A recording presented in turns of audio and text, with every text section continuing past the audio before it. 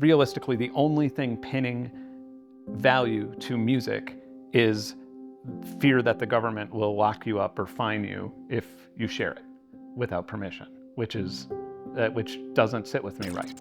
Almost every single generative AI thing in the world is infringing copyright, and if you or I did it in the way that we could with the technology we have access to, we would be sued. I think it's a lot of money now, but the inflation will increase, and it will be just enough money to buy them a mattress when they're ready to die, and it all just gets siphoned away through inflation, while everything that is a hedge to inflation is owned. And I came to this conspiracy theory from companies constantly trying to buy my entire body of work. Like just private equity firms just saying, oh, you want to sell us all of your work? And I'm thinking to myself, like, buying music right now in like the streaming era and AI and everything seems like a terrible investment. Like, who would want to give me hundreds of thousands of dollars for my library, you know? But they're just out of things to buy.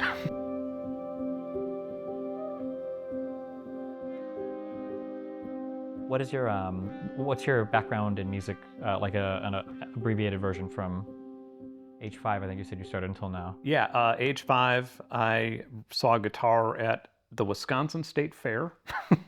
I was like raised in the house with my step-grandpa and grandmother, and I begged my step-grandpa for a guitar, for this little guitar, and he ended up buying it for me.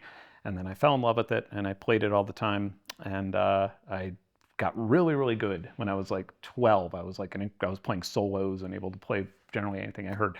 And I don't know what happened, but no, I was in a bunch of bands, and then I eventually decided that nobody was putting in as much as I was. Like, if I was in a band, I was singing and playing guitar, and then I was like showing the drummer like how to play a beat better and things. And I was just so focused on music. And so I just ended up being like, well, I'm going to buy a drum machine, and I'm going to make my own music. And that's kind of how I bridged into electronic, was like trying to make, at the time, electronic music was like acid house and like what ended up kind of turning into EDM. But I was trying to like make, I guess, more Buddy Ritchie, jazzy, or, things like that with a drum machine. And it didn't really sound right, but it sounded like a different type of music that ended up becoming a genre later. Do you, edit out my hesitation here. Dave Grohl, that's a real guy from Nirvana. Yeah, he's a drummer. Yes, and Foo Fighters. Was he in Foo? Oh, he might have been in Foo Fighters as well. Is he the leader of Foo? You're looking at me like I'm ever gonna know any of these. Well, I don't really know. Yeah, I mean, I didn't know who whatever that guy's name was. The Aphex Twin. Yeah. I think he had. I remember him talking about the era of, I think it was like instant talent on like talent shows or whatever, and he kind of went on a whole diatribe about how we were kind of like lost something from music because it's not like a bunch of kids playing in garages anymore that are like experimenting with each other. Not like that. Like experimenting, playing music with each other. Yeah. Yeah. But they still do. So I've seen a lot of arguments. I'm just curious because you came from a formal music background, formal-ish. You were playing jazzy stuff. That's formal enough for me. And then kind of got into the electronic stuff.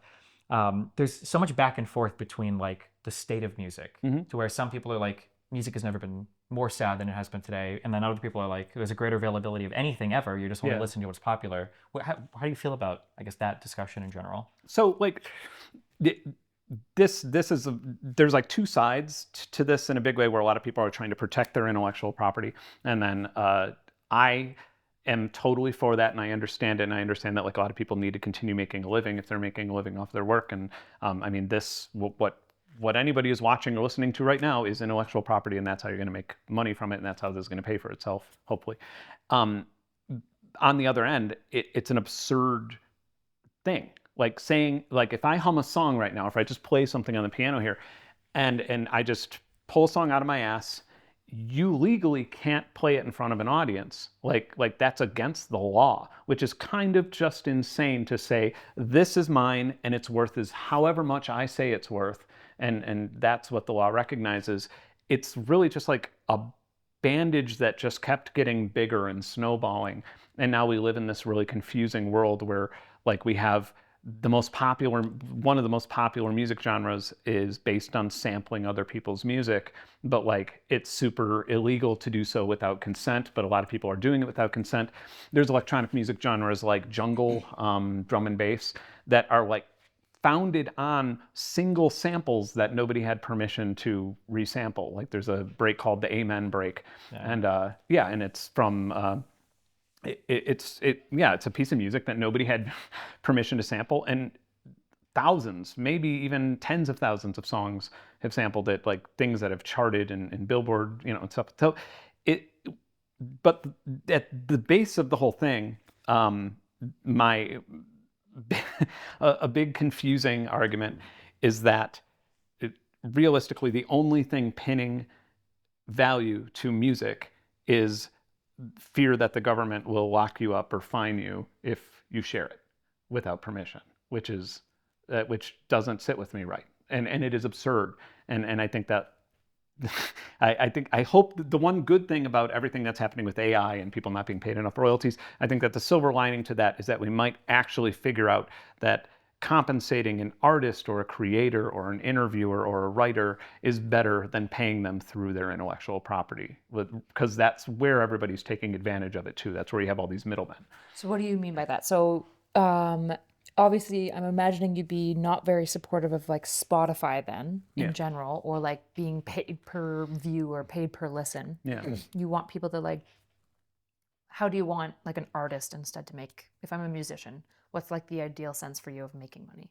If you're a musician and you said, Ben, I want to make money as a musician, I would say, okay, like ideally, realistically, create a Patreon, and then I would tell people to join your Patreon, because that's just giving you money to make music which people want to listen to. And there's not many middlemen. There's still a lot. There's still going to be PayPal, and there's still going to be Patreon themselves taking their 10 to 15%. But ultimately, it's not nearly as many middlemen as Apple Music Store, or sorry, Apple Store, Spotify, or whoever you're downloading the app through, Google Play or Apple, Spotify, then a label, a distributor, a digital distributor like DistroKid, all of those things, and then you have like PayPal and all that stuff on the other end. You have so many middlemen that are taking pennies out of that dollar, and so it's just like, why are we doing this?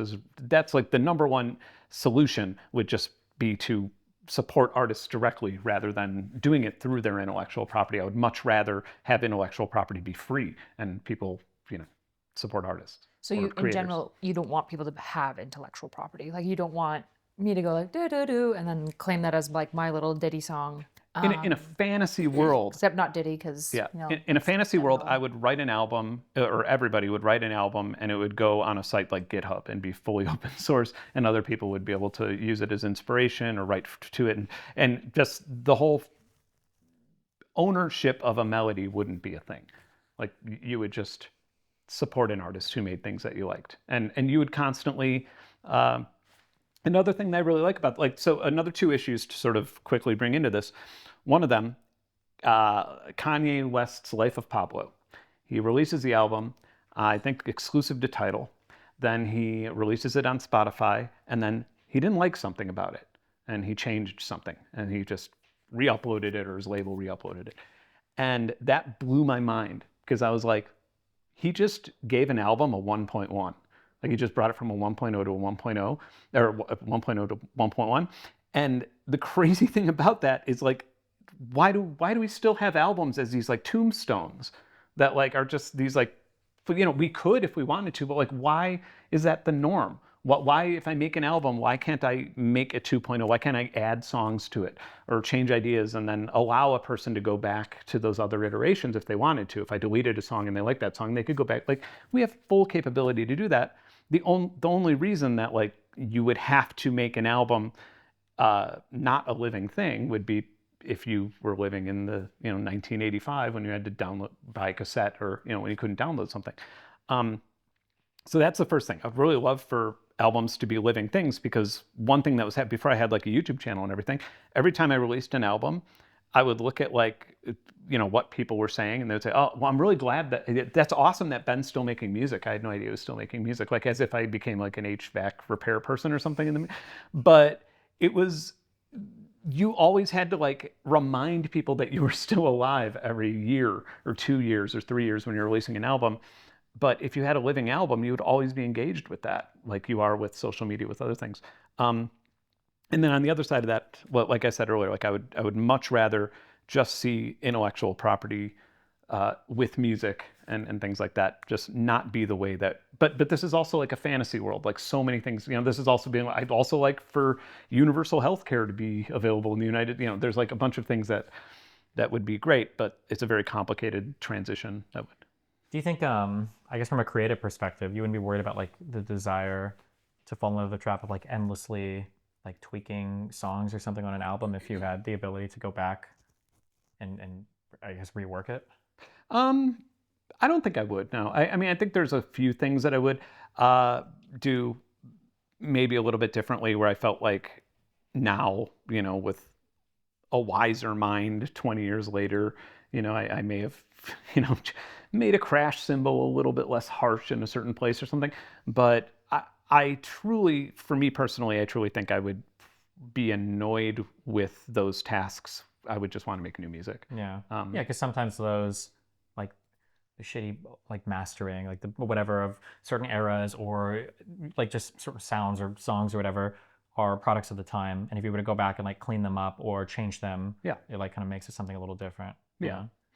Do you think I'm with you on I actually really don't like creative intellectual property. I'm sympathetic towards parts of it. Like I think it has to exist to protect it to some extent. Like nobody's going to make a huge investment in time and money if somebody just copy it and then just give it to everybody for free. Right. So I'm in favor, but I feel like those protections should be like 1 to 5 years and then we're done. Not like this like 800-year forever thing. Yeah. I mean, and that's one of the reasons why I think in like music and some videos and things like that is because if you have somebody making a huge investment in an album, and then they want to own the intellectual property over that, it's usually like a major label or something, and the person making the investment in there doesn't need to be involved.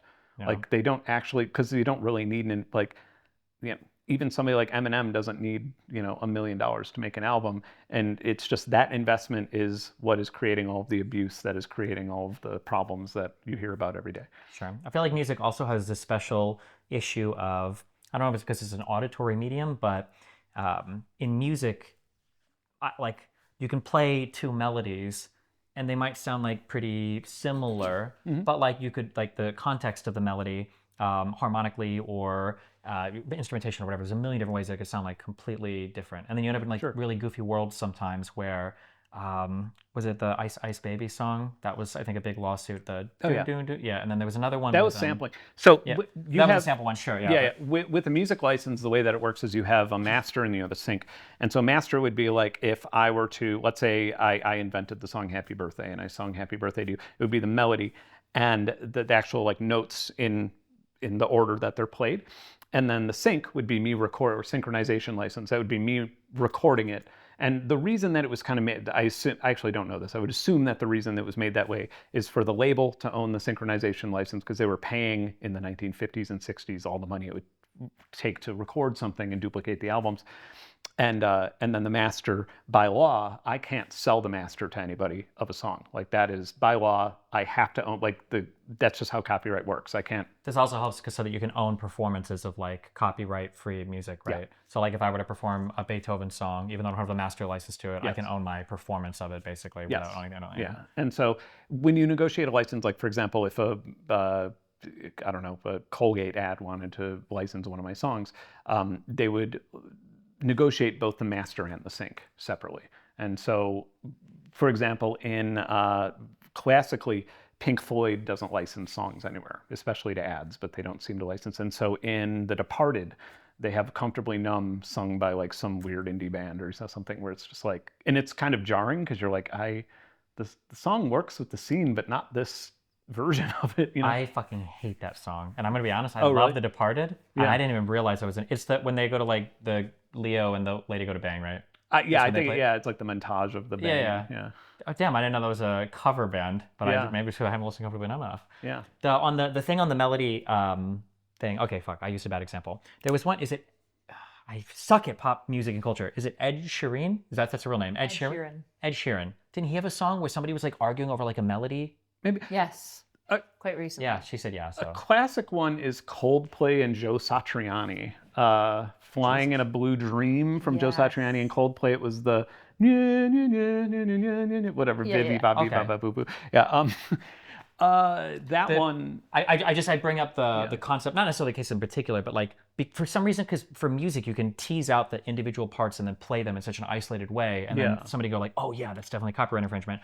But for film, where you do a whole bunch of like inspired by shots that will be like frame by frame, like yeah, in music Right. we would call it like a quotation. Maybe Yeah. in film they call it quotes as well. But like nobody would ever think to like, I'm suing him for that sequence. Yeah. He copied that.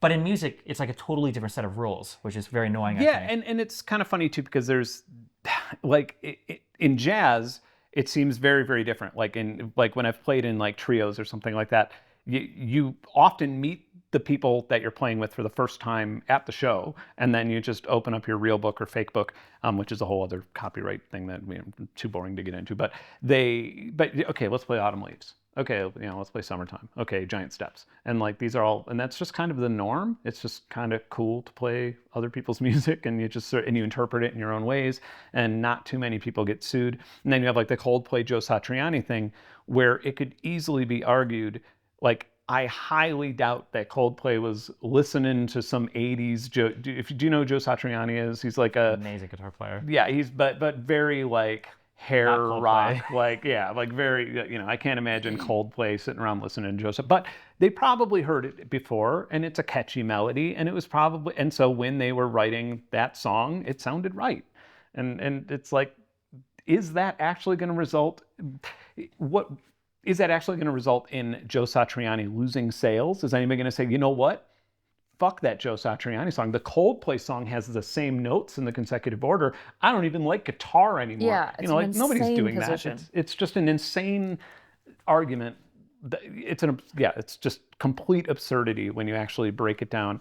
I think you also lose something. I think you lose a lot in the world. Like there's a world where Nine Inch Nails, I should know the guy, where he doesn't license the song to Johnny Cash or whatever. Trent Reznor, yeah, Trent Reznor, yeah. Where you don't have like these, because some of these remakes end up being like really cool, and then I don't know, you wonder like what would like Star Wars Episode 1 look like if Quentin Tarantino had made his own version like 5 years after it came out, or just like really weird, crazy stuff like that that could never ever happen because of all the copy. It would be a nightmare to negotiate it. Or like sometimes IPs. What was it? I'm using superhero in Star Wars, but like, was it Spider-Man that was like in IP hell forever because like Sony owned the rights to it, but they didn't want to make any movies with it, and it was all this like, it's just, it's not serving the public, or it's not serving the artistic community at the end of the day. It's like serving a very niche set of like very old owners, and it's like, come on. Musicians, one thing that I run into a lot is musicians saying this person stole the song. I wrote the song, or I'm trying to hire a producer, but I'm really scared that they're going to steal my song idea, and I just think it's ludicrous. It's just like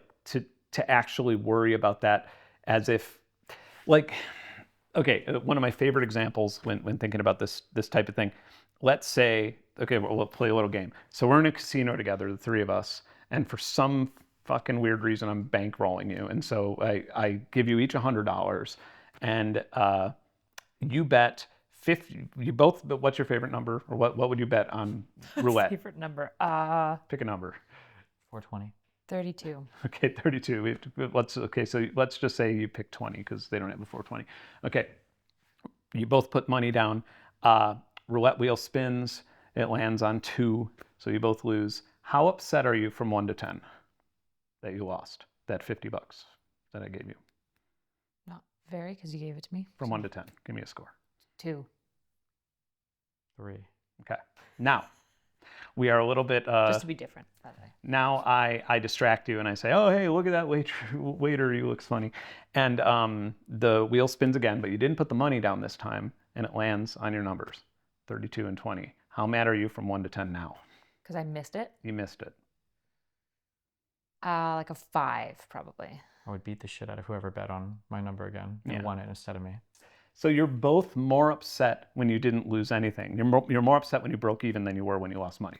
That's the fun of the of loss aversion. Yeah. And it's so weird because that's what drives a lot of IP arguments, is people believing that like if somebody used something that they made, that they feel it as if they're actually being missing out. damaged by it. And I think personally that like if you've ever been dumped before, it like feels worse than any other feeling. Like it's worse than like sometimes it's even worse than like someone close to you dying, like being dumped, like because you can't process it. You end up in like feedback loops in your brain, and it's because like if you got dumped 1,000 years ago, you'd die. If your family was just like, I don't love you anymore, bye, you're done for. And so we have this like massive abandonment complex that we just evolved with. And I feel like it's abused by casinos. It's abused by businesses like this. How many businesses do you go to where they have to tell you that a deal is going to expire tomorrow? You have to act now on it. And it's like that's really powerful stuff. And it abuses that visceral fear of abandonment that we just interpret as anxiety and death. It's really crazy. Yeah. As like a pleb consumer of music, I feel like the main feelings that I get when I hear artists quibbling over like small melody sections, they feel very gross. Like it just makes me dislike whatever artist is suing. When like families of deceased artists do this, it makes me I think it's just greedy and gross. But I can understand it if like somebody does a cover of your song and people want to listen to the cover more than want to listen to your song.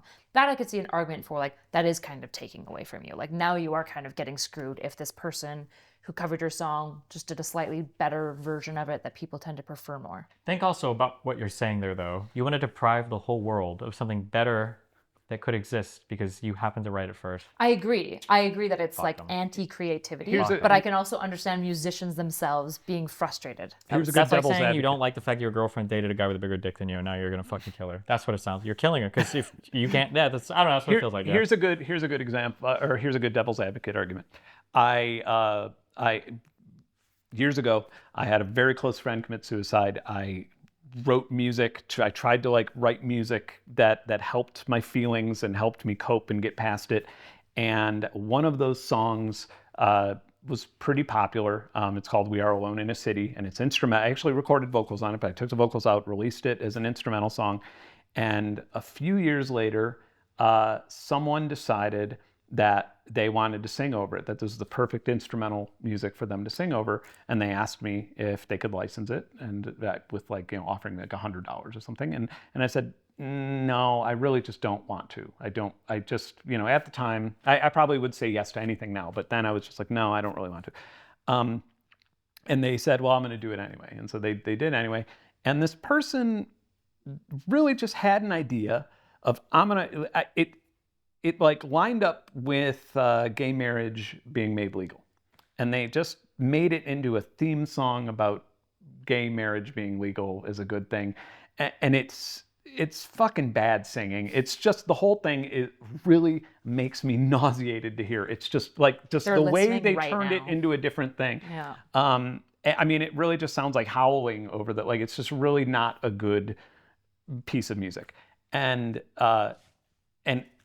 I, for a while, held the opinion that I'm not going to release another piece of music. I was so offended and pissed off, but eventually I realized that like, it's not about me. Like, it's not about my feelings. Like, I shouldn't have released it then. Like, I should have deleted it, like, the moment I made it, if it was only about my own therapy or my own feelings. There's a name for this. I don't think it might be death of the artist is the concept, but it's like, I think that if somebody wants to have a thing like that, I think that's totally fine, and I get it. But the second you release your child creatively into the wild, anybody can listen to it. And that song that might have been the most important, passionate song ever, some teenage kid might be playing in his car to get laid with some fucking person. Exactly. Yeah, like that. Yeah, you have no idea. Yeah, you lose control of it completely. So I feel like anybody watching this should look up the song because there's another chapter to this that's quite hilarious.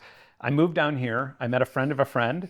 And it was just this friend who's just like, oh, I really like your music. I've listened to your music for a couple of years. I really like it. I love that one song that sounds like everybody's kung fu fighting. And I was like, what the fuck are you talking about? And I realized I use the exact same notes and melody, just much slower in this like super emotional song.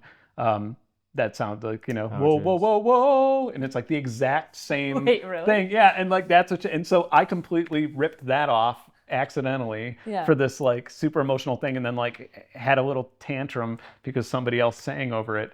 And that's the story of intellectual property in music. It's just absurd. Way darker. You said that there was a funny twist kind of or something. I was thinking like that guy's friend committed suicide and then he recorded an emotional song and you're like, okay, well now I'm recording my fucking cover on trans rights over it. It's gonna be real bad. It's a cursed melody. Yeah. It's actually kind of interesting because I feel like one of my favorite things about, I don't know if you're super familiar with like ancient Hebrew like writings and stuff. Oh, so much. I love ancient Hebrew. That's why I have it written all over my wall. It's actually covering the walls right now. It's kind of like creepy. An insane asylum. Like a seance just everywhere. Just scratched with poo. blood. Poo and blood, yeah. But they would have kind of these philosophical battles back and forth, like the Sadducees and the Pharisees and whatnot.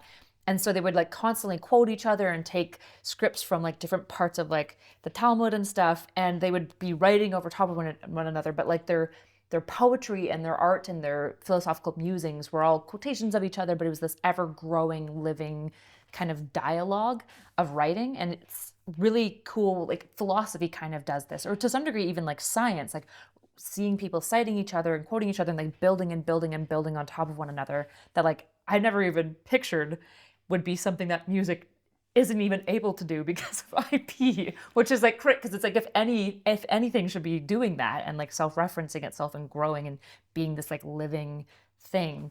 Yeah, probably should be the arts. No, I mean it's interesting. Like a great something I just in the video I'm working on now, something I've like a big part of it is how silly it is to attack a scientist's reputation, or anybody who's claiming to be a scientist, anybody who's contributing data, how silly it is to even care about their reputation, because the whole point of scientific methodology is to produce data that's useful or not.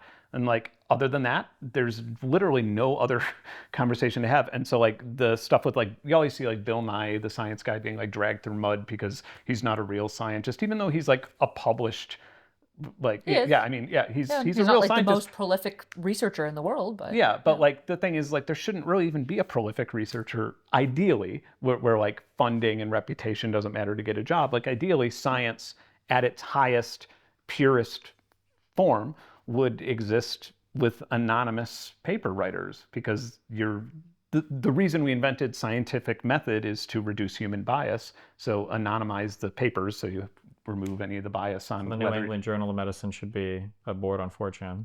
Yeah, right. Yeah. There is actually a push to start anonymizing, at least in peer review, so that when papers get peer reviewed, the peer reviewers cannot know who the authors are at all, because there's a lot of evidence that if you like if you're an ADHD researcher and you see like Stephen Farrow one, you're just more likely to be like, yep, that's a good paper. Exactly.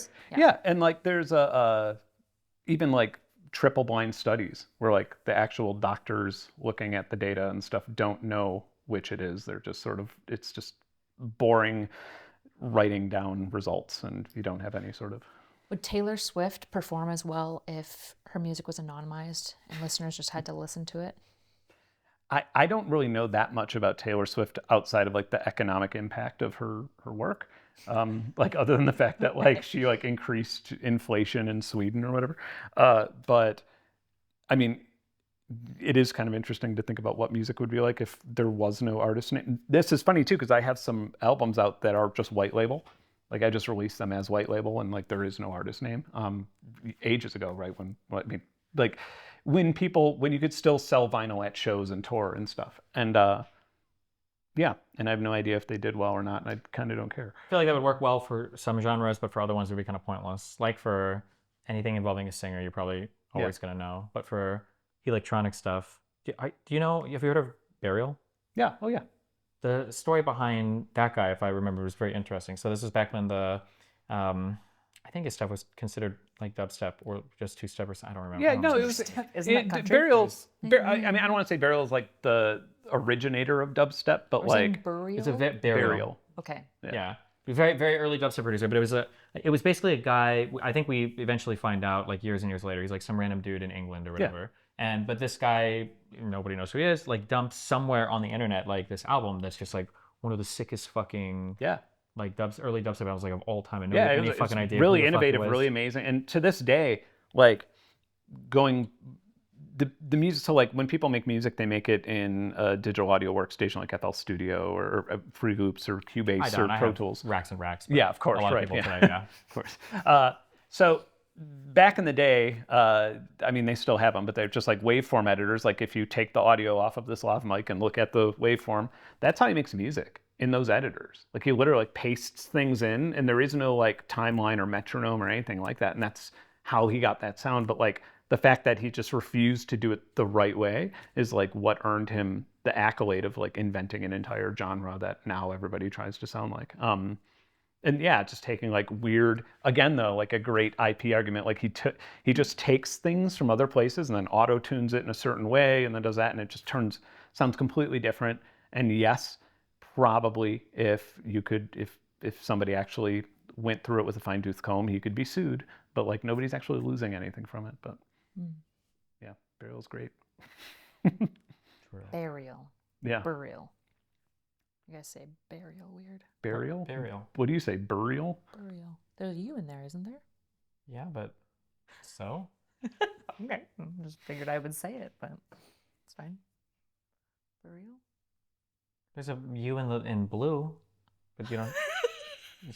That doesn't work. I don't know. Never mind. Cut that. Isn't this a Gallagher? Keep that. Isn't this a Gallagher sketch? Like the guy who beats the shit out of watermelons or whatever, the comedian. What? You know what I'm talking about? Do you know who No. Gallagher is? I feel old right now. You know who Gallagher is, right? Wait. No, you I'm don't. thinking He's of bald. He has hair around here. I was thinking of Kind of sounds like he's not Channel bald. 5. Andrew Gallagher, isn't that his name? Channel 5? It's not the same, Is that obviously. Andrew Callahan? No. Callahan. This Gallagher is a comedian who used to just take water, like he would tell jokes and then take watermelons and put them on stage and then hit them with hammers. Is this going to tie back to the U? Yes. Okay. No, but he has this sketch that's like about the word how weird English is. I don't know if he was like beating the shit out of watermelons while he was talking about this. It'd actually be brilliant if he would, because that would just be very confusing if he did. But he's talking about like how the word comb, like comb, and then womb, and then tomb, and then like bomb. That like, you know, just like where the B's silent sometimes on OA. But anyway, it kind of reminded me of that minus the watermelon. English is. We did the bullet. We got there. I was there. like, I We got can't see there. how this is tying in. Somebody posted a thing on Reddit. Just recommends me all these random things, and I'm a doom scroller at the moment. And God, I wish I could remember what this sentence was, but it was something like along the lines of like everyone in the United States is happy with something or whatever, and the thread title was like, why do they put is here? And then I realized it was like an English second language thing. And it was like, I was looking at the sentence and I was like, I have no idea. And then it was like, there's the explanation, because we have words that are for multiple groups of people, but it's like a singular word. So I would say like John and Jane are happy, but I would say like Philadelphia is. Yeah, but that's singular. Wait, that didn't work there. There's ways where it works and it doesn't work. Fuck, cut that out too. Oh God, fuck. There are examples in the comments. They're all going to put like, oh, Destiny was absolutely right. He was thinking of this or that or that. Okay. Yeah, and that's going to increase your engagement, which is going to help the algorithm, and you're totally going to make like lost it. $12. Just put. Okay, something more America is concrete. happy. Okay, wait. Something more concrete. The second I was thinking of. Do you know that there's an order for the adjectives that you use when you describe things? And intuitively, we all know this, even though I don't think any of us ever learned it in school. This is, yeah. So you would never ever say like if I were to come in and I was like, oh my God, that was a red huge dog. It would be very strange. Yeah, that is interesting. Yeah. Because size It's always huge red comes dog. before. Now I kind of want to do that. I kind of want to learn how to do it the opposite way. Opposite way, yeah. Yeah. You'll probably just like confuse people. Like I bet you people won't know specifically what's going on that weirds them out, but they get like slight uncanny valley with you when you talked. Yeah, that's like, why did you really say it what I like aim that? for Yeah. in general. Yeah. Yeah. Yeah, that's interesting. It's not completely the same thing, but someone once told me that they were going to go wash their teeth. It was a Puerto Rican person, and they're like, I'm going to go wash my teeth, and I was like, and I wanted to correct them, but I'm like, you're totally right. You're probably more right than what brushing would do. You know, brush doesn't necessarily mean what's happening ultimately. Language acquisition in the brain, like the language centers of our brains are like one of my favorite neuroscience stuff. Have you seen any of since going into neuroscience, I know that's somewhat of an interest for you as well. Have you seen any of the papers looking at language acquisition centers and technology in young kids? No. Are you like referring to playing a video game and Like an iPad with a 2-year-old. Right. a lot of the centers that like 2-year-olds are using to pick up language, especially syntax, right? Which is these things we can't really describe. We just know that it's a huge red dog, not a red huge dog, are getting triggered when little kids are playing with technology, which is why when you see like a 2-year-old, they often have like better UI, like knowledge, like they just kind of intuitively understand how to use it better than like their grandparent does. Right. Or even before Nathan could like read all the words, when he had like an iPad, he could go to all the things like in Minecraft. And like, if you ever give a kid, I don't know what it is, or maybe it's just American children, you have like a 3 or 4-year-old, like any type of electronic device, they will figure out in like 50 seconds, like how to charge to a card. They'll get to the pay menu and they'll start like buying shit immediately. I don't know how. I remember. Yeah, it's almost as if it's developed that way. Yeah. It's almost as if there's a motive to Good do user it. interface, but yeah. Yeah, anyways, I just think it's I don't know, technology and how it's like affecting us developmentally is a super fascinating topic. Yeah. Well, I mean, I feel like the older you get and the more you get used to a certain UI. I mean, it's like asking somebody who's used a PC their entire life to use a Mac or vice versa, and they just have a terrible time. Well, it's like it's probably similar to asking somebody who's like used to the syntax of North American English to start speaking with a different syntax. Like it's going to be really difficult. You can learn it, but it'll be tricky. One thing that's interesting on kind of like this thing, I guess I'm curious, a long time ago, there were, I don't know any of these things, and I'm not being mean when I say a long time ago, because maybe you remember these things, but do you remember when they were like, He just called you old. no, because now I'm curious for a long time ago, I don't know, but do you know how like before, okay, so for the audience, long time ago, if you wanted to produce like any kind of sounds, you needed like racks and racks and racks of gear to do it. And nowadays, like the digital audio workstations everybody uses, like when you see like a little like a VST or a little plugin or whatever, that used to be like a whole physical machine. Yeah. But back when music was made that way, there are like machines that like everybody has. Like everybody knows this keyboard sound, everybody knows like this certain machine, and there are sounds that are like, oh, this is like the 80s, and people will know like that's this keyboard using this, like everybody knew it. And back then, it feels like having like that stuff and like these recognizable sounds are like really cool. But when the digital audio workstation started to show up, and earlier when they were more separated by their features, people could tell immediately like, this guy's using FL Studio. Like I know that like default sound, like what a loser, what an idiot. And it seemed like people wanted to like branch out more and have like more, individual sounding stuff. It's almost infuriating because I feel like a good half of the new VST plugins or VST synthesizers that come out on computers are emulating older pieces of gear that already have 50 plugins that already emulate it. And then you also have like a huge portion of music gear that's emulating previous gear that came out. And it's always just kind of like, it's hard to do. It's not easy to do, to recreate something, especially with like a circuit board on a 2025 synthesizer is endlessly different than a circuit board on a 1975 synthesizer or something. It's just like completely two different worlds. And so it's just like, why wouldn't you just make a new thing? Like, why wouldn't you just innovate? But anyway, that's my own tangent. But no, it's interesting how pieces of gear defined entire genres. The TB3, there's a Roland TB303, which is a little silver box that was meant to replace bassists in the early 80s is when it kind of came.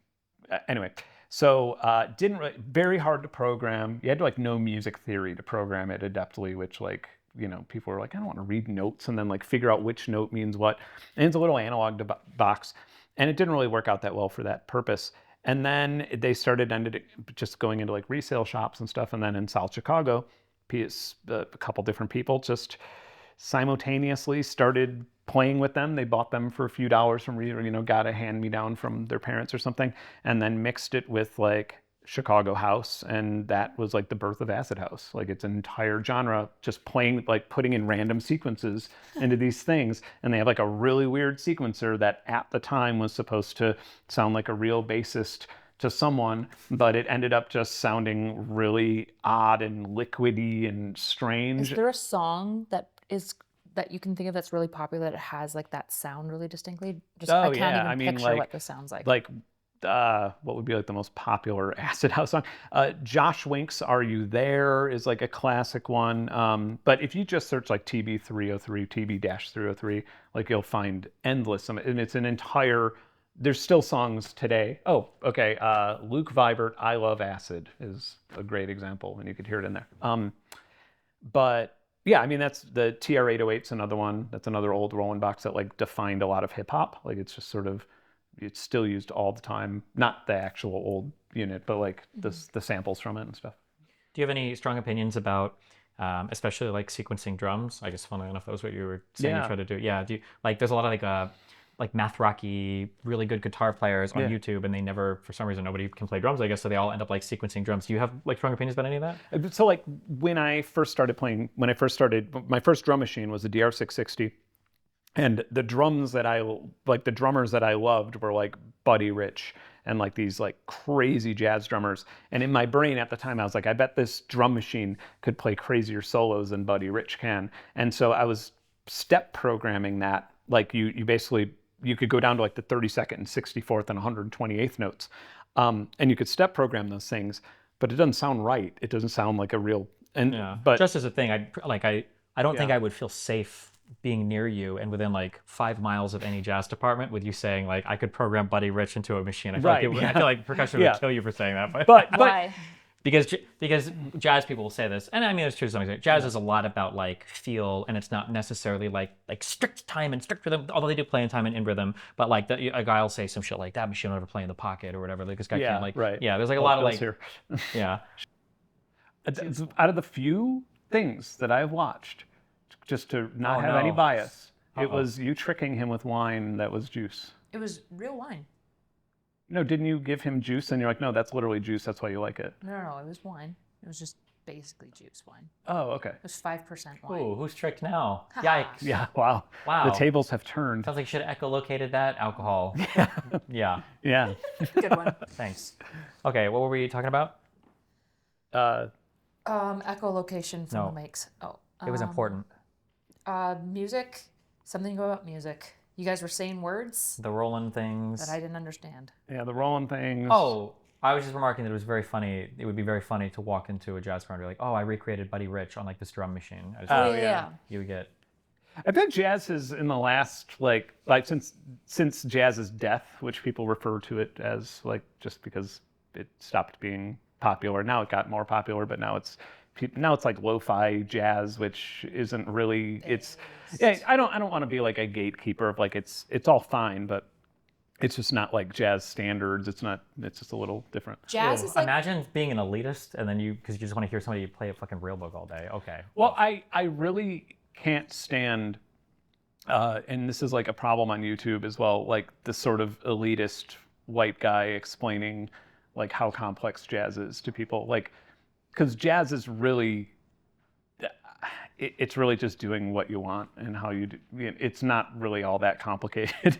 I mean, it can be if you like study something to death, but so is anything. How do you guys feel about like pop or plebby generic music that's really popular?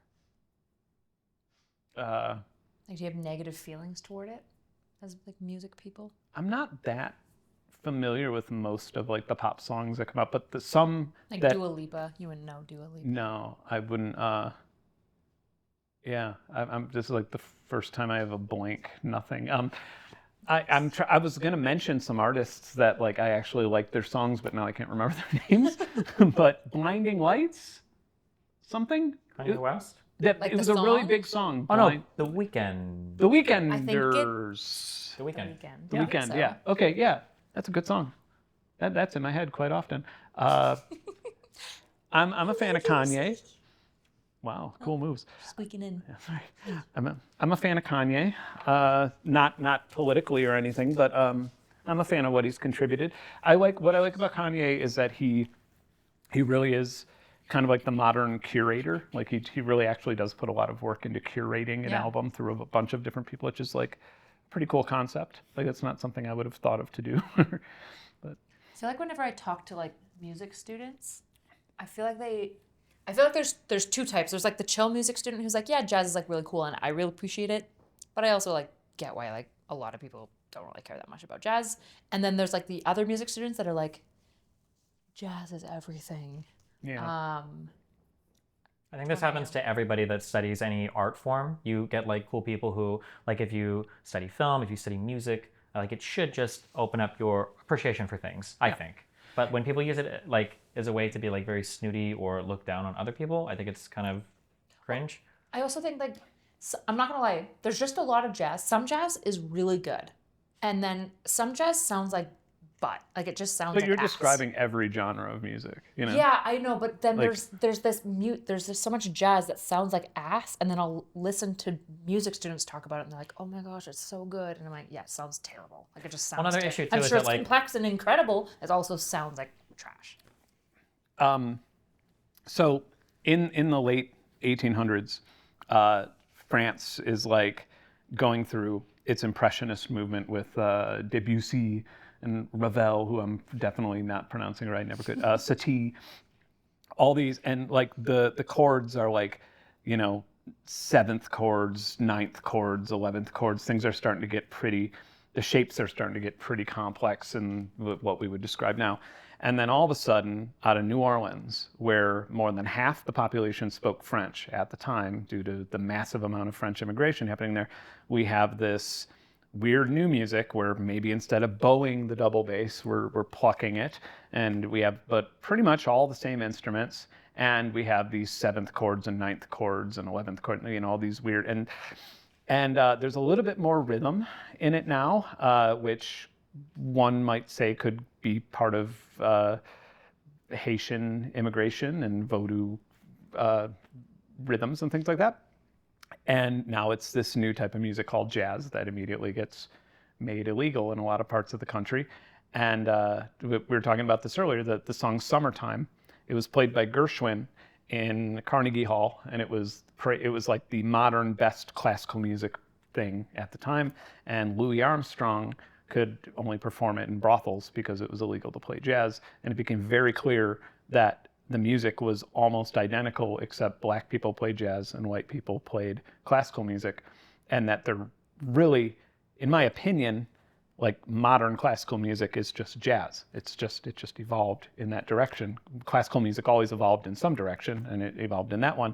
And it was just the weird sort of imperialistic gatekeeping that kept people being like, no, classical music has this structure in this, and jazz is this. And anyway, that's my theory on the whole thing. I don't actually see that much of a difference in it. I just think that like classical music got less formal, where like a bassist now, rather than having to read notes and play an old thing perfectly, now they can improvise. I think there's also something that's difficult when people are considering music is like when you say something is complex. I think that complexity, people will say something's complex, but what they really mean is they just don't have the artistic vocabulary developed for it to understand it. Yeah. Because all of these things that started to come into existence were like products of the time.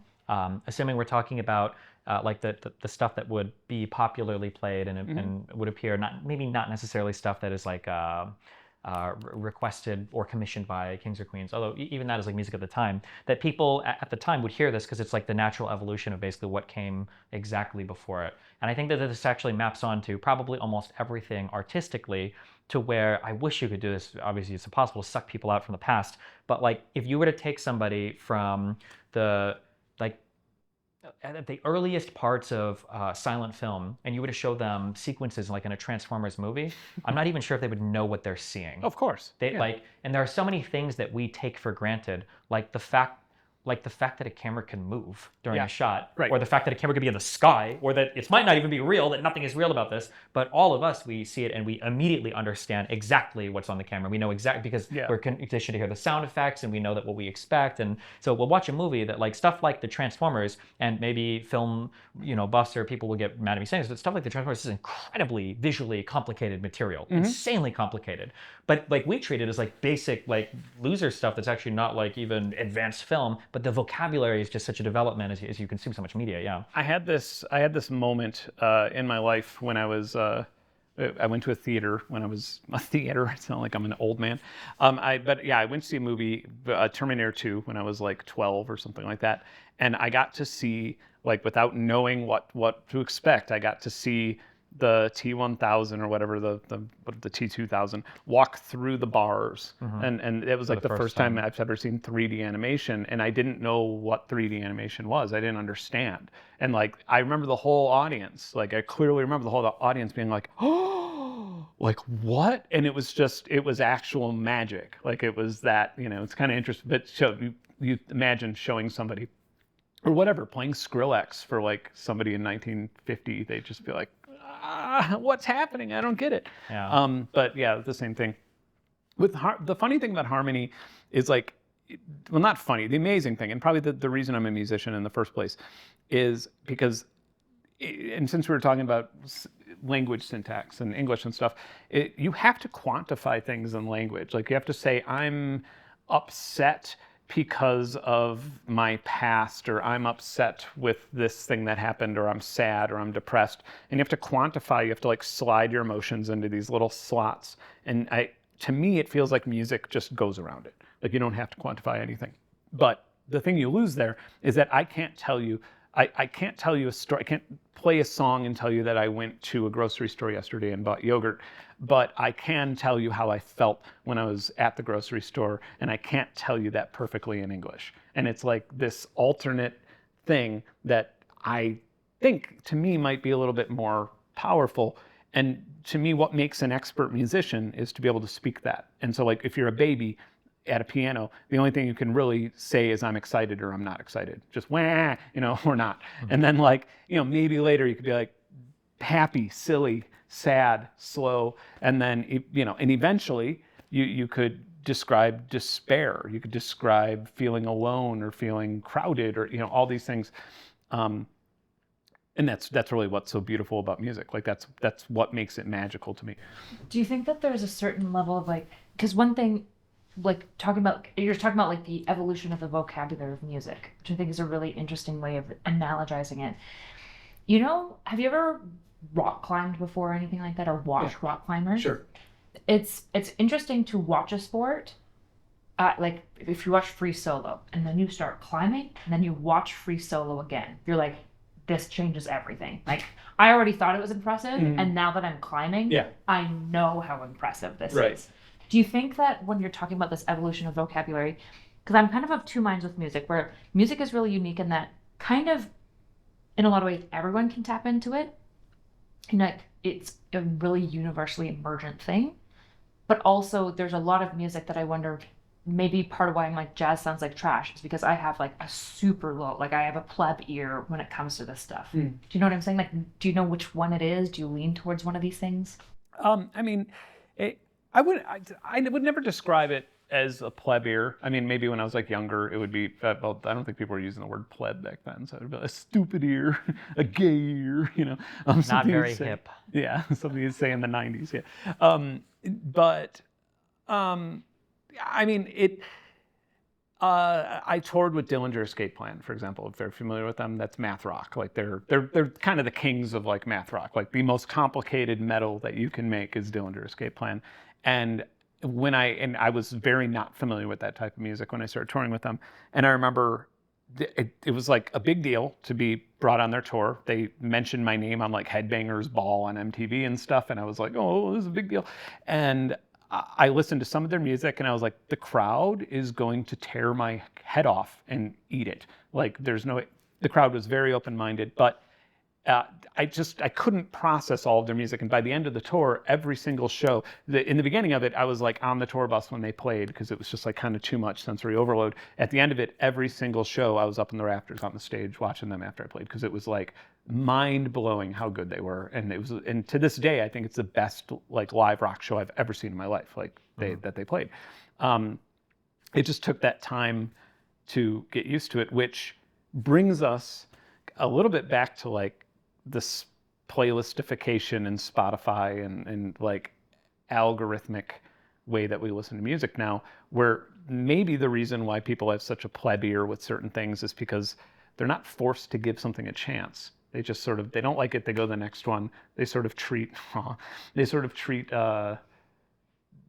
music the way that people treat Tinder or something. They're just sort of like swiping it out. She'll get a good spot. I do think that something for music is it's become a lot more accessory, like background or in service of something else and less the focus. Yeah. And I think that when something is moved to a background place like that, I think it dramatically changes the way that we engage with it, which then also dramatically changes the way an artist will engage with it. Yeah. I've heard, I mean, one, just by virtue of technology, there's music in so many places now that there wasn't before. You can walk around listening to music on AirPods, or obviously it's in your car in like a million different ways, and it's everywhere. And then like what music is supposed to do, or how we envision music being as a part of a movie because of like digital editing techniques. I don't know if you've heard the roundtable of, I think, Hans Zimmer and a bunch of other like really big Hollywood music guys are complaining about this concept of like temp music. Yeah. Where a director, because now they've got like digital editing, and editing is very quick and easy, where they'll edit before they have the composers actually create songs for them. Yeah. But they're editing along to a song that they like from another movie. I've been temp music. It's kind of funny. I've been on that. Like I've had my music used as temp music before. What is temp music and stuff? So temp music is like, let's say that I really like this cool battle track from like The Gladiator.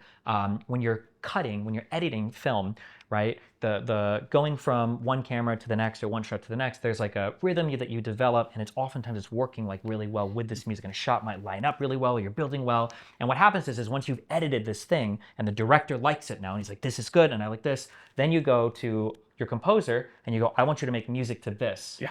But the composer has to recreate basically what the director has already cut to.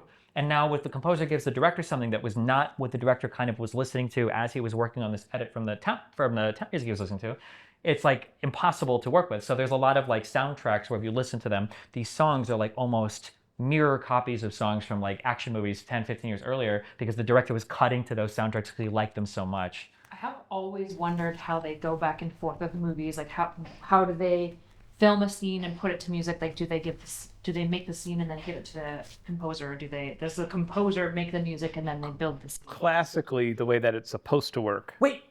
What? Somebody's not recording. I just saw that one was off. I am. Oh. Good. I'm glad it was on your side, so at least you could. Yep, I grab think the it was audio. before, because I check this every now and then. Yeah. Okay, cool. Sorry, keep going. Go ahead. There's a classically the way that it should work, where the way that I'm sure some movies work a little bit differently, but classically, I would ask for picture lock, and that's like in your contract, which means that like it's edited and they're not going to change it, and then you're writing music to that, because if they change it, then you have to rewrite everything and re-record a new orchestra and all that. But for ages, I wrote music for ads. Like that was, in fact, that was like a good way for me to like not care about the music I wrote, or how it worked with like, people buying the albums, and I could be more creative and do whatever I wanted. And then I made the music through ads. And like half of the big ads that would come down always had a reference track where they'd have a U2 song or something like that, and be like, we want to sound like this, but like, we can't afford the U2 song.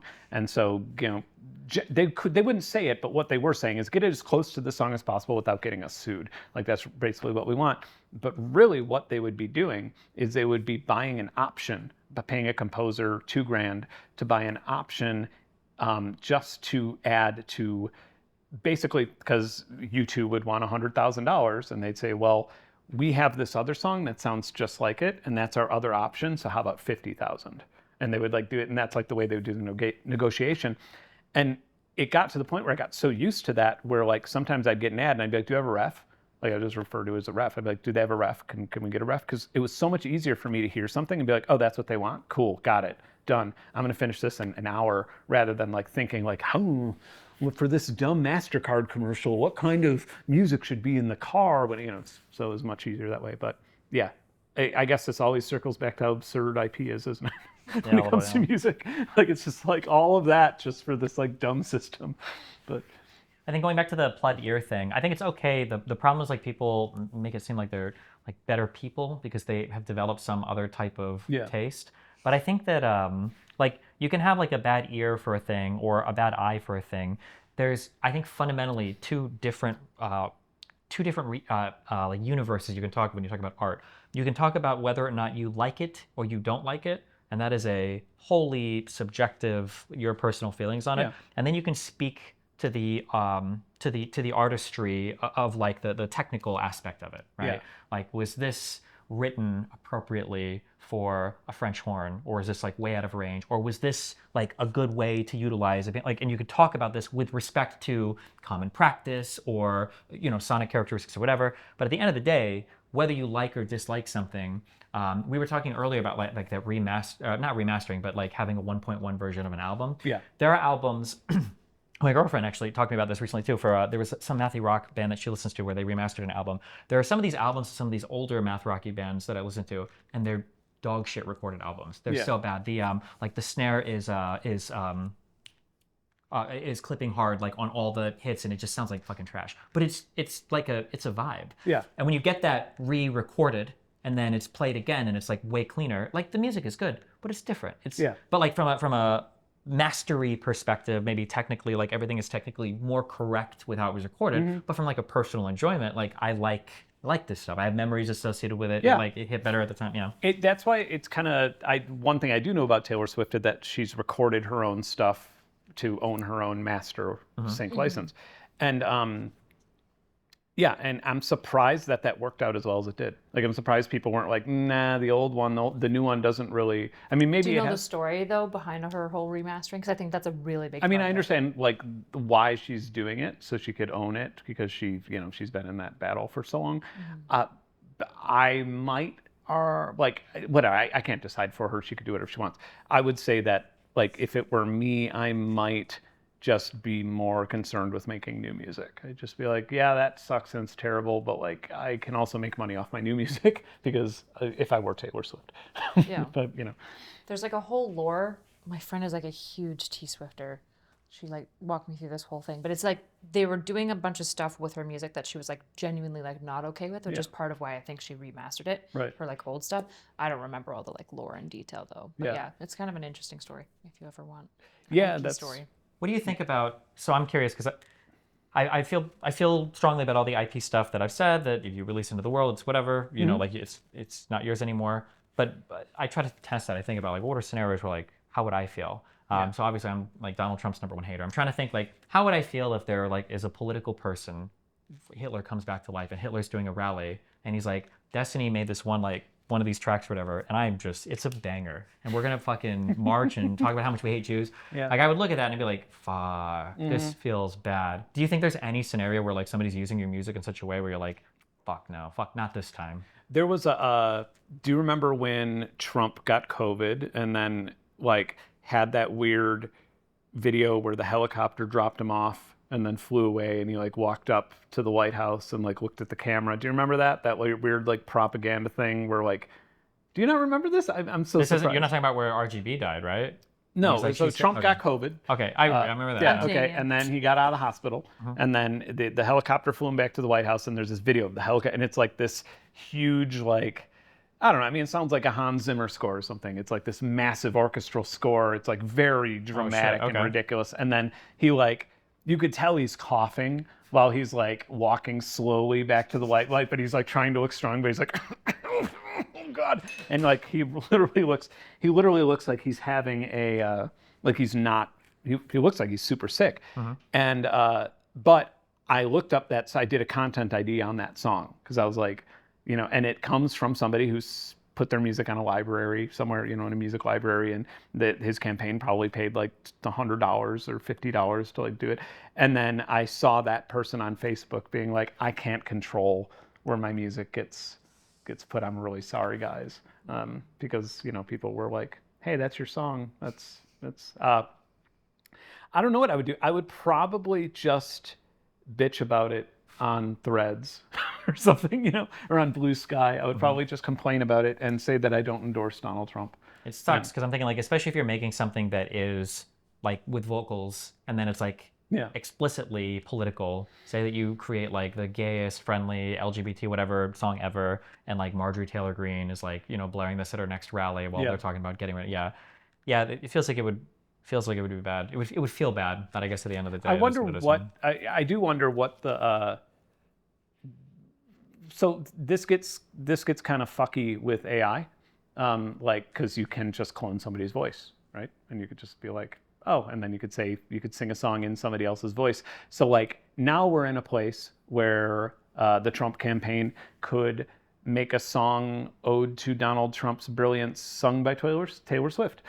And we're in a place where it's ambiguous whether she could sue for that or not, whether she could, and that's really problematic. It's so weird that IP in music is so intense, and yet AI is like in this gray zone of IP. Like Yes. you don't own the right to your likeness, Yes. like your audio likeness, which Yeah. is very odd. So if you decided that you were going to upload a bunch of stuff to, I don't know, Bandcamp or something in my voice, and it was recognizable as my voice or something, and it just said a bunch of terrible things that, you know, I abused children and I, you know, killed my dog and whatever else, I would absolutely, I think I would win a lawsuit if you did that. Like, I think that would be similar to, like, you know, Nike saying, like, putting me on a poster and saying, I only wear Nike shoes, you know. I'm wearing Nike shoes right now. But yeah, I mean, in that, I could sue Nike for, you know, using my image without my permission, Right. and saying something that's not true. But with music, right now, AI music is not copyrightable, and that's sort of like where things are standing at the moment. But all the major labels are like smelling blood and trying to sue the generative music sites. And I don't think they're going to win. I don't think they really stand a chance. And I think a lot of it just has to do with our political climate right now and how pro-tech it is, and how tech just seems to win most of the things. And ultimately, what Spotify's a tech company. People describe them as a music company, but it's really a tech company. It's an advertising/tech company that used blitzscaling to take over the market share. Like they didn't really win fair and square. They subsidized our music listening experience with venture capital dollars, and now everybody can't imagine paying $15 or $10 for an album again and having to buy all of them. We're just used to having unlimited music for a monthly fee. AI is attempting to do the same thing. It is a little bit more ambiguous. So I co-founded a company called VoiceSwap that originally only worked with what exactly we're talking about, was taking somebody's voice and using it. And the thing is that nobody can actually, all of our artists, if you want to use their voice, you have to consult them. You have to show them. You have to say that, okay, we want to use it in this Trump ad, and they could say yes or no. And you have to license it from them. Some of them have, you know, that you could license it from them from a flat fee. Other ones, they require royalty. They want, you know, 10% of your royalties, and they'll do it for that.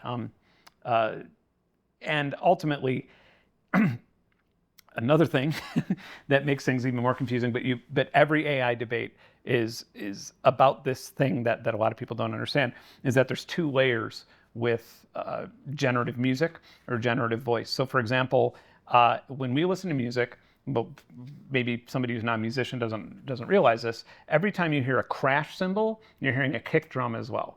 Like that's just part of, like, if you're a drummer, you know to always hit the kick and the crash at the same time, unless it's like, you know, something special. But generally, at the beginning of, like, you know, a bar, you hit the crash and the kick, and that sort of equalizes the whole thing and makes it sound more powerful. AI's learned this, and that's not copyrightable. Like, that's not like really copyrightable stuff. That would be in the base model. That would be something where it's like, this is just how music works in general. And then a Metallica melody and vocals and things like that would be in the second layer model. And that would be one where it gets a little bit more ambiguous, where it's like, this kind of is a bit more like sampling, but you're just working backwards. Like you're just dithering noise rather than just recording something and playing it back. And so if you're speaking strictly in enforcing copyright infringement, almost every single generative AI thing in the world is infringing copyright, and if you or I did it in the way that we could with the technology we have access to, we would be sued.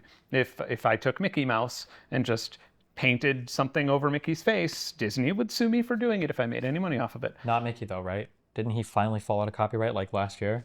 I thought that Did finally Mickey happened. did? I think so. Didn't they finally lose their extension? Oh, on you're it? right. Yeah. Or And not then Mickey, but like Popeye. Steamboat Willie or something. Yeah, and then finally Popeye this year. I've been waiting for that. No. Me too. Holy shit. I saw so many news articles being like, Popeye fell out of copyright. It's like, oh, good. Finally, we're getting the Yeah. Christopher Nolan Popeye adventures that we always wanted. Right, An epic yeah. series. I'm so yeah. tired of drawing like weird, ambiguous, anonymous people saving Yeah. olive oil off the Who are train eating tracks. green beans instead Yeah. of spinach. Like, Yeah. oh, God. Right. Okay, so walk me through this so I understand. So Yeah. Suno is a really popular generative. Suno and Udio are the big ones. Suno is worth $500 million they've raised. Okay, so I go on Suno and I type in, write me a song about Nick having big muscles, which is my husband, and he hates when I make Suno songs on that, which is why I do it all the time. And then I say, write it in the tone and voice of Metallica. Could you walk me through, like, what is going on that is copyrightable if it wasn't an AI making it, and why is it not copyrightable since it's an AI making it?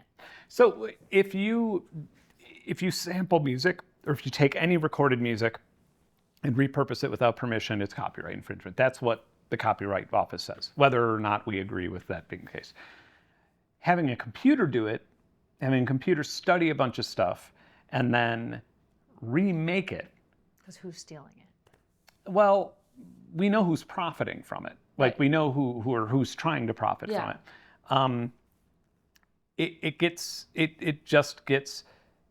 It's almost as, I mean, it's sampling, but it's intentionally obfuscated. Like, it's intentionally just made in a way where you can't really draw that connection as clear. Therefore, right now, the most recent federal judge to weigh in on this said that let's just make it to where AI music isn't copyrightable. Now what we have, though, is, like, in the last piece of data that I got on this, I found a staggering amount of people just going to Suno or Udio and generating songs and then just putting them on Spotify and entering the royalty pool to share, to take away. I mean, it takes away the money from real artists because the pool's only this big and everybody's getting money out of it. Spotify doesn't seem to care, or any streaming service doesn't seem to care, that they have very wishy-washy AI detection things, whatever. they don't They don't even well, detect, because the one of my only- favorite the- songs is Plankton's cover of Pink Pony Club. The I only love that. the only AI detection algorithm for music that I know of, I made. But they wouldn't even remove it, right? Like I said, the Plankton song, Yeah. with Plankton singing Pink Pony Club, it's still Right. in my life. Like, it's, Yeah, who's getting the royalties from that? Whoever made the Plankton version yeah, the and prompt uploaded it? engineer, made it.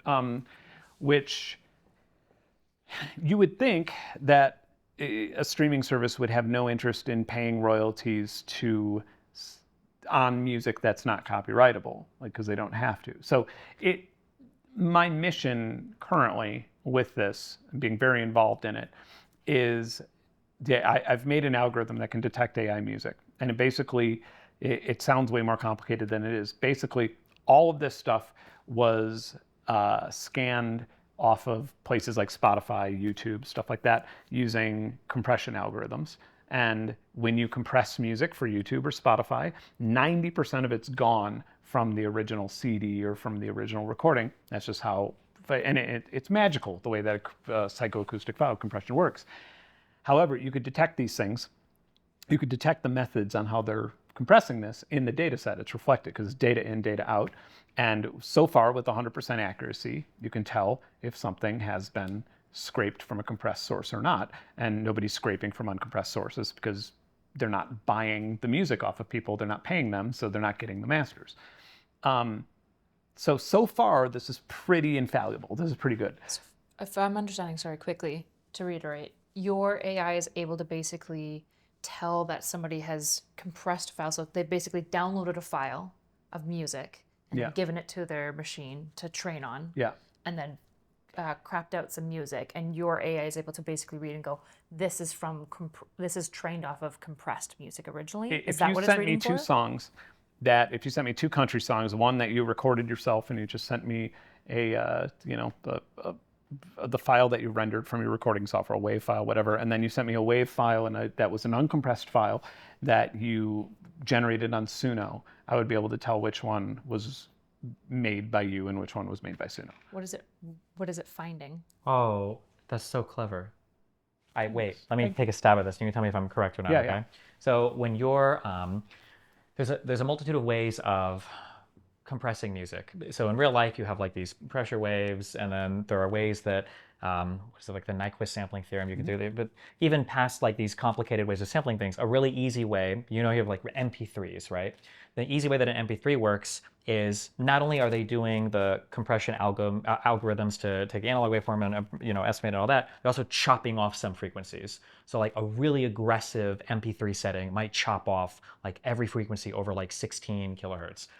For most people, you're not really going to hear that much of a difference, especially if you're listening on headphones or you're in a car or whatever. So you can chop off a lot of these higher frequencies, and now you're saving a ton of space. You're taking a song that by, what was it, like the Redbook standard for audio CDs, this song might have been like 80 megabytes, and it's like 2 megabytes now. Yeah.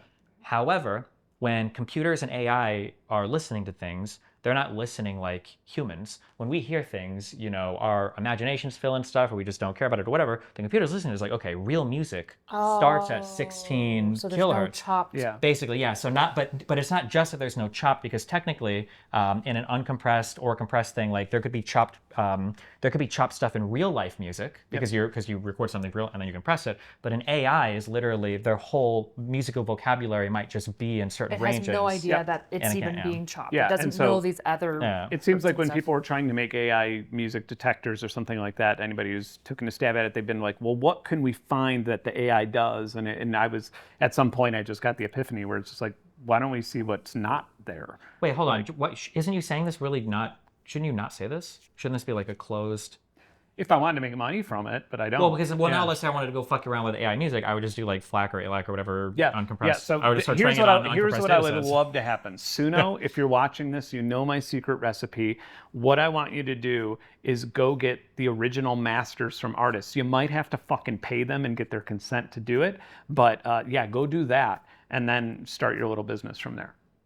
But what if they just train it on uncompressed music without paying any of the royalties? Where are they going to get that? Are they going to buy every album off Bandcamp? Like that? This is well, I mean, you can just this is a startup with like the laziest method of scraping. They literally just wrote web scrapers, or allegedly, in my opinion, they wrote. Everybody knows that they wrote web scrapers that just scraped a bunch of things off the internet. And I mean, it's literally just okay. Moving forward one second here. Mm-hmm. There's also a big problem that generative AI is now having. Are you familiar with like the Pareto principle, like the 80-20 rule? Okay, so like. Could you describe it though for those who are? Sure, yeah. So like in a lot of ways, you get 80% of the result for 20% of the work, and then it flips, and then to get that final 20%, you have to do the 80% of the work. Some people would argue. I'm not even going to give an opinion on this, but some people would argue that like even the economy works the best when 20% of people are making 80% of the income, which is a lot better than what we have now, by the way. But like that would insinuate that like the brightest people who are having the most, or the people who have like the most expertise, are being compensated the best, and they're motivated the best, and therefore everybody anyway. So AI, in my opinion, suffers from this. And I say this from owning a company that trains, we have our own base model that we've trained from the ground up with consensual data.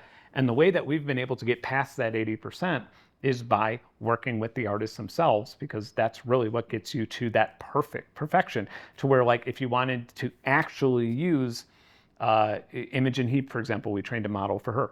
If you actually wanted to use Imogen Heap's voice, then wouldn't you want Imogen Heap putting hours and hours of content, data, like good data in is good data out. And so that way you would get professional content to use it however you wanted, rather than just scraping and isolating her vocals off of Spotify or whatever, that it's only going to get that good on the way out. And so all of generative AI is about to have, I think it's already having this problem. If you've played around with like image generators or something, you've noticed that they've kind of haven't really improved all that much in the last year or so. And it's because they're reaching that 80% where it's, So, I mean, I think that's just where we are right now with the AI thing. Do you think that like AI music and stuff is destroying music? Like, do you think it's bad for the industry? Would you like to see Suno change or like not exist? Like, do you think AI is bad for music, I guess? I mean, I don't think it's destroying music because that's kind of like setting off a bomb on a building that's already been destroyed. Like as far as the music industry goes, like I think streaming kind of put the last nail in the coffin for what we value music for, or what we value the intellectual property version of music for. Um, I do think that sort of the little casino analogy that we had earlier, I do think a lot of people view it with that, like they feel like that something's being taken from them that they would have had otherwise, and otherwise you're not getting it otherwise. Like nobody, I don't think that there's a major amount of people who are listening to AI music yet that are, you know, therefore not listening to human music. That being said, that is growing with like algorithmic music. Like if you're just listening to music on, if you're just putting in lo-fi jazz, and if 50% of that is AI generated, then like 50% aren't musicians that are getting the money from your subscription fee, but the amount of money that anybody's getting from your subscription fee is so low that like it almost doesn't matter. A good example of this, anytime that I've like played around with like AI image stuff for thumbnails, for graphics and videos, just to see, is this really that helpful? And always I just go back to the stock image sites. I'll type 50 prompts, I'll use credits, all that, and like realistically, there's something on Pexels, which is free, where somebody said you could use my picture for whatever you want, and I could use that, and it's much easier. So it's solving with generative AI music and video and pictures. It's kind of a solution without a problem, in my opinion, because we've already devalued content to the point where $10 a month gets you unlimited stock music, video, photos, and everything else. So it's like, you can't have this conversation because people will kill you for it. But one of the difficult conversations to have is how much our standard of living has increased, yeah, and how many expectations we have for stuff today. And it was a really big deal when you'd go and buy a CD for $12, for $15. Like you would go home, you'd pop it into your CD player, and you better hope you like it. And that's like your music, unless you were illegally on Napster or if you were on torrent sites or whatever. Yeah, that was a really big deal. But now the expectation is, you know, you talk about with a subscription, but I'm pretty sure, doesn't Spotify let you listen for free with ads or whatever? Yeah. Yeah. Now the expectation is I should basically have what was like the most illegal thing ever. Like those, do we ever like Oig's Pink Palace or any of the old, like, yeah. Oh yeah. Rest in peace. What CD? Yeah, Water Waffles. Yeah, FM. Yeah. You have like these, like that stuff was like especially Oink when it got rated. That was like the most illegal stuff that you could ever have, and now that's like every consumer expects that on Spotify with like even more features. Because I don't just expect Spotify to let me play every single song that's ever been released ever. I also expect it to create like auto mixes for me and suggest new songs that have never been suggested before. Like yeah. And that's just the expectation for nothing. You'll like this with What CD, which replaced Oink when Oink got shut down. These are all torrent trackers for pirating music. I had my music on iTunes, and I had no idea how it was up there. I had a label that went defunct, and my music was still up there. I wasn't getting any of it. I wasn't getting any royalty from it, and I asked iTunes for a year. Please take it down. I emailed everybody I could email, talk to everybody, and finally I sued Apple, and then they finally took it down. In that time, I put an album, I had a new album coming out, and I put it up on What CD, and I talked to the admins, and I said, hey, I'm uploading this myself. I just want to make sure that it's like the right version, that it's a good rip, all this stuff. And would it be okay if I put in an HTML file that just had a PayPal link in there so people could contribute if they wanted to? And I wrote a little note saying like, hey, pirate, I don't really care. I'm just happy you're listening to my music if you want to contribute. I made more from that than I made from every other album in combination, from that one thing, just from doing that, which like kind of, in my opinion, really flows well with like how I think that we should actually give money to art. Like if we're going to give money for music, we should be giving it to artists rather than to the intellectual property. Do you think that that's like a selection bias though, where like the type of people who will go out of their way to pirate from the site and everything like that are also the people that might kind of appreciate and be more intentional and thoughtful about being like, okay, well, because I pirated it and they gave it to me for free, I like it, I want to give back. Whereas like that model won't generalize well because you're already selecting for a unique type of person in the first place. I think with those torrent trackers, and there's still one today that still exists. I almost don't even want to mention it publicly because like who knows what'll happen. But there's it with those like Oink and What CD. The vast majority of the users there, the active users there, were music lovers. That's what they were first and foremost. They were music lovers to the point where it was pedantic and annoying, where like if somebody had an album rip and you could hear dust in it, then like the mods would take it down and people would vote it down. And the amount of like data. This is back in the day, just to so people understand this, people would buy, like, there were certain CD, DVD burners that were considered better to create perfect rips. Yeah. And you would have ripping programs that you would use that would generate log and Q files that would and like efficiency ratings. Exactly. Yes, to show you exactly how good your rip was. And like it got like there was so much ego into having like uploads on the site that people would try to go and find like older albums. You would download like a perfect rip, or you would go and buy the CD yourself. Like people would go on these hunts to find like originals for these, and then they would do their own rips, and then they could upload and trump like a 90% rip or whatever with their 100% or whatever. It was just there was like a whole thing on this. And ultimately, what it is like archival, like love fueled archival. And I've met with no less than a dozen startups that are trying to do Spotify better in one way or another. They're trying to like improve on that. I've consulted for some. I've done, and every single one, the first thing I bring up is screenshots of What CD, and I say, this is what you want. Like this is the top tier. This is the best and most complete music archive. Like at least if you're doing it in a specific point in time, this is as good as it gets. And that's what people ultimately, you know, if you compare that to Spotify, the selection there and the amount of information there that you could get. And I mean, we're talking like live shows, you know, demos, like every single thing that you can think of. It was pirates who really made that organized treasure and archive available. And a lot of artists were mad about it, but I guess maybe I was just not mainstream enough to be mad about it. Like I was just like, this is amazing. Like people are hearing my music that would never hear it otherwise. And also, and the community, like that's another thing that we've lost with music is like, there used to be, I bet like any of us can think of a time when we used to listen to music based on what our friends recommended to us. And we would analyze it based on the recommendations that we had. And that community was, I just don't know if that sort of thing can exist now that we have streaming, just because people are so used to streaming. I don't think that has anything to do with streaming. I'm sympathetic to that argument, but I think that just has more to do with how the internet works today, and that like we're all on like basically four websites. Right. But I think we lost something that was really great, which were individual forums and websites that were human curated by human moderators and human posters that all like were really into a particular thing, rather than a slop of every single person on like Reddit or Twitter or Facebook or whatever. One thing that like, are you familiar with blitz scaling and fast scaling? Are you familiar with like those business models? Nope. Yeah, that's like, I was actually going to ask you about this. This is what Netflix did for a while, right? They just like dumped a bunch of money into it, made things really cheap at a way that they would never make back the money to kill competition, right? That sounds like every tech startup ever for the past like decade. Well, this is Amazon kind of started this. Like Amazon was just like, look, I have the like our friend Jeff was just like, I have this idea. We're going to start a bookstore, and then we're going to kind of expand out to other things, and it's not going to make a profit for a really long time.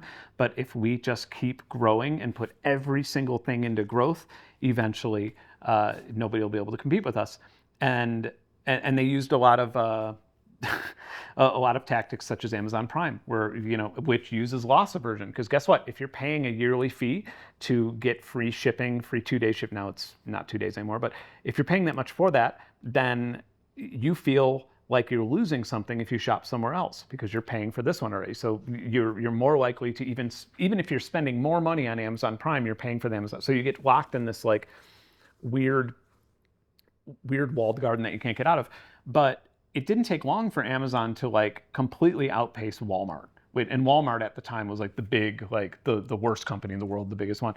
And every other company started paying attention to this. And so that's how we ended up. And that what you would consider Amazon is fast scaling. They prioritized growth. Blitz scaling is what Uber did, where if anybody said, hey, how are you going to make a profit though? And they said, I don't fucking know, but we're going to own all the shit, so we'll figure it out then. I can think of a lot of businesses that had this exact exact frame of mind when they were getting their initial investors. And so now you have Uber, which is a pretty brilliant system. Like if the three of us, well, let's say there's more than us. Let's say that there was like an entire room full of people here, and we all wanted to go to Publix, to a grocery store. The richest of us, the person whose time is deemed the most valuable, would be the one to afford the one ride to Publix. So really, you're monetizing, a third party's monetizing time, which is pretty brilliant. Like that's pretty next level crazy stuff. They don't really have that many employees. It's all gig economy stuff. A lot of their employees are making less than minimum wage. They've ended up almost completely getting rid of a cab industry that was based on medallions. They've paid off, like in Chicago, they just literally gave the city a bunch of money and they ended up like undercutting the medallion. This is fucking crazy stuff. How much profit do you think Uber's made? None. They've lost billions and billions of dollars. And so Spotify, and like they don't own any of the, like, I mean, I guess they do now that they're like making their own content, but like I could take my music off Spotify now.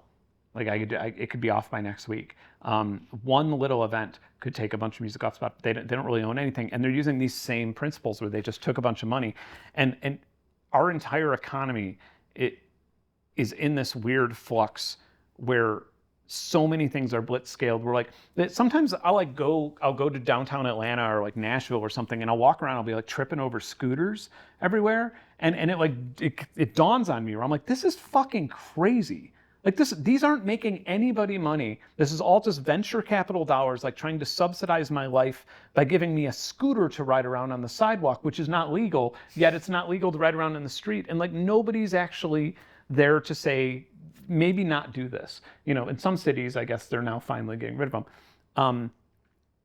But yeah, I mean, it's just music's version of that, which is everything, which might be part of the reason why I like moved to a farm, because I am a little like I feel like our current economy, I mean, I invest this way and I feel very, very strongly about this. I feel like our current economy is trying to just buy up every last thing and rent it back to us.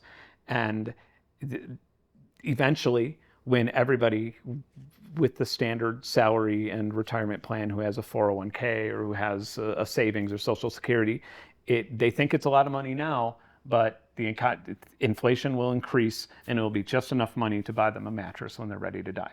And it all just gets siphoned away through inflation, while everything that is a hedge to inflation is owned. And I came to this conspiracy theory from companies constantly trying to buy my entire body of work, like just private equity firms just saying, oh, you want to sell us all of your work? And thinking to myself, like, buying music right now in like the streaming era and AI and everything, it seems like a terrible investment. Like, who would want to give me hundreds of thousands of dollars for my library, you know? But they're just out of things to buy. Because if they buy it, then the whole idea is if they buy, even though they're losing crap loads of money, maybe they'll make, it's like uber speculative business ventures, because they're hoping in the future they'll have a monopoly, they'll have everything. Just hedging. And they're just hedging. Hopefully we'll make the money back. Yeah, I don't even think it's not even necessarily you need to make the money back. I think it's leveraging basically over and over again. The idea is, I guess it's funny because you would think like, oh, like how well is this business doing? It's like, okay, well, we don't want to look at their revenue, we want to look at their profit. Yep. And it's like, no, actually, we just want to look at the revenue. I would rather have a business that is grossly profitable, but the revenues are in the billions of dollars, than having a super profitable business whose revenues are in the millions of dollars. Yeah. Because once you hit like a certain size, at that point you can start to cut away the excess, and what you're left with will probably be profitable. But at the end of the day, this is kind of weird to think about, but when it comes to investing, when you buy or sell a part of a company, what you're really buying or selling, assuming you don't want to like run it on your own as like a business venture that you feel passionate about, what you're really buying and selling is you're buying something that you believe other people believe they'll be able to sell at a greater price than what they buy it from you when you sell it to them in the future. That's really what every single... It's like a slow motion horse race where you could buy and sell your bets on the horses halfway through the race to other bettors. Yeah, I mean, you look at like PE ratios for like Tesla, like how much money this company generates based on the shares. Like none of this is like real. It's not. Yeah. It's not like representative of any kind of like fundamental analysis of the company or what we think they'll go for in the future. But when you're buying, you're like, well, other people probably buy Tesla stock. Now these are like obviously going to be highly, well, hopefully, highly correlated with the underlying asset value, but not always. Increasingly not, like Tesla. Yeah, but then also, but it's also too, you never know when that thing, like, well, who knows? Maybe this random fucking company will become Spotify or become Amazon or will become whatever, and then Sure. yeah. But I mean, a lot of a venture capital firm, their strategy in general is to throw a bunch of things at the wall, and if one sticks, it pays for all the others. Yeah, for sure. And that's how they all work, because the amount of money you make back on that second round of investment, when then you could dump your equity. But like realistically, any business, when it gets purchased by a private equity firm, like Lucy, for example, her vet, well, but she has 2 vets. One of her vets, it was purchased by a private equity firm. And you think about, like, what does that mean for her treatment?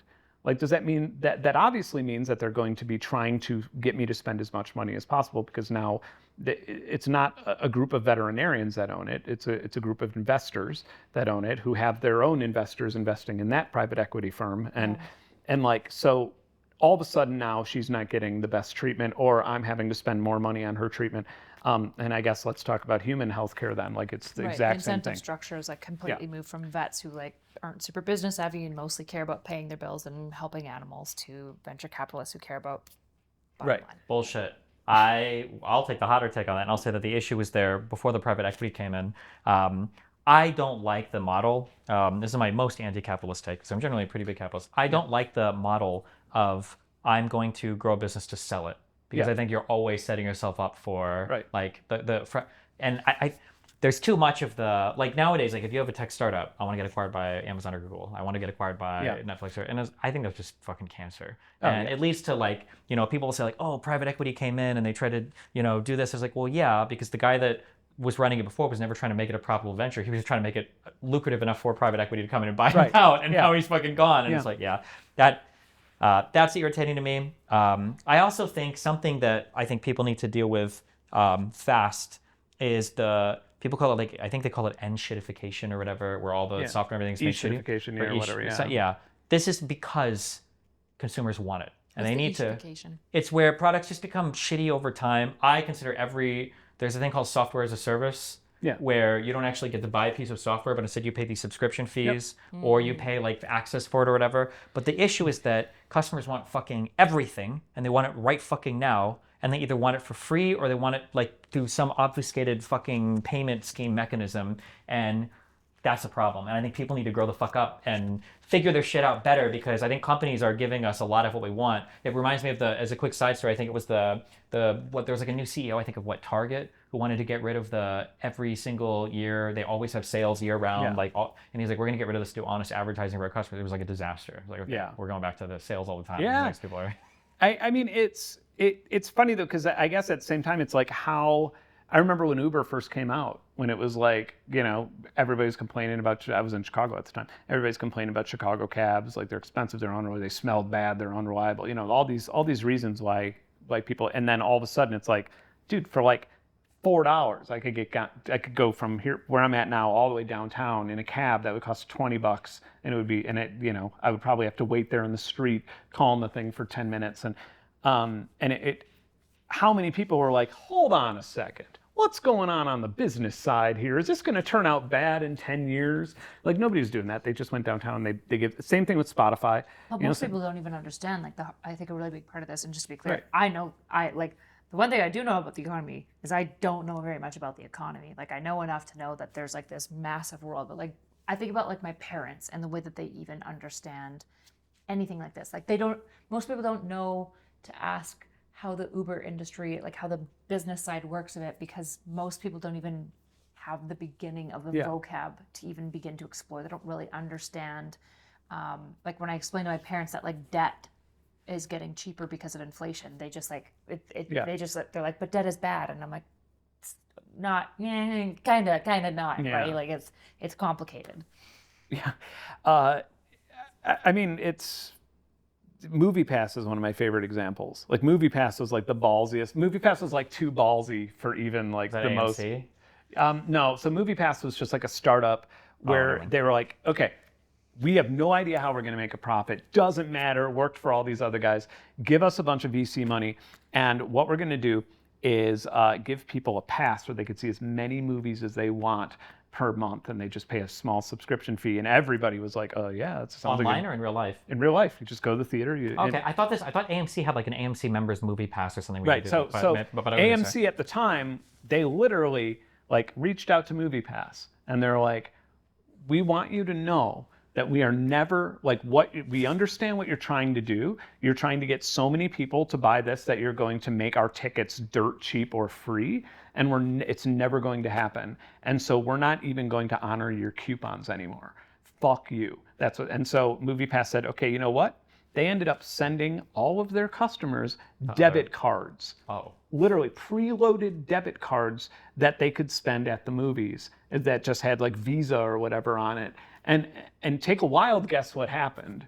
Everybody lost their money on the venture. But I mean, that's like a great example of like the ballsiest blitz scale of all time. Was just, I mean, scooters are close. Scooters are like a close one where you're just like, really? It made thousands of these things all over the city.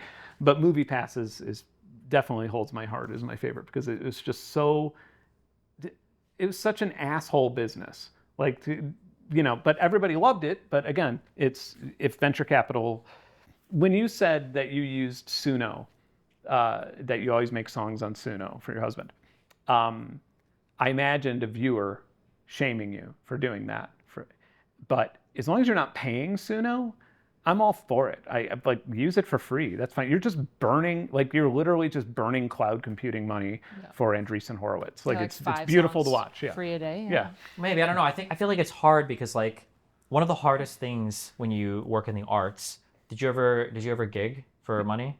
Sure. One of the hardest things is getting people to like respect what you're doing as work. Yeah. So for musicians, I think that like some of your luckiest things would have been, or especially like for photographers, like things like weddings are where there's like the expectation that the person will pay. But when it comes to like friends and stuff, like people just like kind of what you do is kind of like oh my God, like you have like that group, like you guys should just like play my birthday party. Like, wouldn't that be like fun or whatever? Yeah. And you're like, okay, well, are you charging a cover? It's like, no, because it's like you guys have fun, don't you? You love playing music, right? Of course. Yeah. And the opportunity cost. Work for experience. That's like the classic like. I hate that one. I hate the like paid in exposure and work for experience because I think that that's legitimate. But the problem is usually the people saying it are never actually doing it. It's abusive as hell. Yeah. Yeah. I mean, like if Joe Rogan was like, listen, you can come like guest co-host for me for experience and exposure. I'm not going to pay you money. I'd be like, okay, yeah, obviously I'm doing this, of course. But usually it's going to be the guy running his college radio station to like 7 listeners who's saying it. It's usually just a person who doesn't want to pay somebody. Exactly. Yeah. Can you imagine if you were Joe Rogan's co-host can you? I'm just imagining. It would be a lot of mental anguish. They would get along so well. Maybe. Probably not. It's funny because I've always been into MMA and combat sports, and I was a big fan of Joe Rogan until. I'm so sorry. Until the Joe Rogan happened. It was good for a while, but. I mean, he talked about MMA a lot, which was like, oh, cool, and he had like pretty deep, insightful thoughts about it, and. Yeah. For me, I feel like the first Jordan Peterson episode. Do you remember the first time you heard Jordan Peterson? Were you intrigued? I still have a soft part in my heart for Jordan Peterson. Still? Yeah, like I don't like anything. Like just because you feel bad about like the Xanax thing? No. It's like pre-2020. I just think that he was shit on. He was popularized and shit on more than I think was fair, and shit on for things that I don't think were very fair. Most of the shitting on people on him now I think is super well earned. So I like have a nostalgic love for pre-2020. I remember listening to the Jordan Peterson episode like in the car or something. The first one, it was very like I had never heard of him before, and being very like, okay, I got to read this Gulag book, and being like, all right, that's interesting. And then a bunch of people told me to listen to it. Like a bunch of people were like, you got to hear this guy, Jordan Peterson. And then I listened to it again, maybe with like a little bit more of a little bit more sus. And I remember one part where he was talking about, he talked about gender. He talked about you're either a man or a woman. You can't choose between those two. It's binary. You're a man or a woman. You can't be anything other. And then like within 15 minutes, he was talking about how it doesn't matter if Jesus actually existed. It's the story that matters. And he was just taking truth and going, like all of a sudden, Is this the second one? I feel like this has got to be the second Maybe it interview was, with him. but Because it his was like this- Jesus salvation thing, I think, came later. And, It was yeah. well. I remember Joe asked him. He was like, "But you're like a scientist, but you're also religious. How do you reconcile that?" And he just went ahead and redefined truth, which is like the number one like red flag. I think you can get away with stuff like this. Like I can appreciate from a horrendously like philosophical perspective, like we're gonna go and explore a lot, but the selective exploration drives me fucking insane. Yeah. I think it was like 15 or 20 minutes. Do you know who Alex O'Connor is? No. On YouTube, he used to be the Cosmic Skeptic, and then he rebranded to yeah. Alex O'Connor. He had an hour convo, I think, with Jordan Peterson, and it was, did Jewish people leave Egypt and walk to Israel? And to get him to actually engage. I've seen clips of this. Yes, did they? It was a long to get him to just engage with it. And yeah, he's like, well, what does it mean when we say did it actually happen? And ontologically, these are all really interesting questions in kind. Sure, what does it actually mean? But then, like I remember in my debate with him, he's like, 20% excess deaths in Europe, that definitely means it was a vaccine. It's like, oh, holy shit. Okay, well now we're like very quick on all the truth. Yeah. When like I would have so much respect if he were to say, like somebody were to pose at, the trans question or whatever, and he were to legitimately ask, like, well, what does it actually mean to, to have this experience or whatever? As like, do men and women even exist at all, or what is that? Right. Okay, yeah, he's doing the philosophy engagement, but he's explaining every topic. But when you only turn that on to the things that you just don't want to answer, then it's like, okay, this is bullshit. You're not. Yeah, and it's a really good debate. It's a really good way to win a debate, or I guess sideline a debate, is to immediately go deep into the philosophy of truth every single time that like you're full of shit, and every time you reach a juncture where like you can't explain yourself around it, you're just like, well, what does truth mean? Maybe it doesn't matter if Jesus existed, because I believe he compared it to Batman. You compare it to like DC Comics. He's like, it's more like the Dark Knight. When it's just like, what are you talking? Like, yeah. I'm imagining like a cheating husband, like Jordan Peterson's skit, where it's like, well, the subatomic forces means my dick actually never entered that woman at all. There was no contact whatsoever. Look, there are an infinite amount of universes where I did not cheat on you.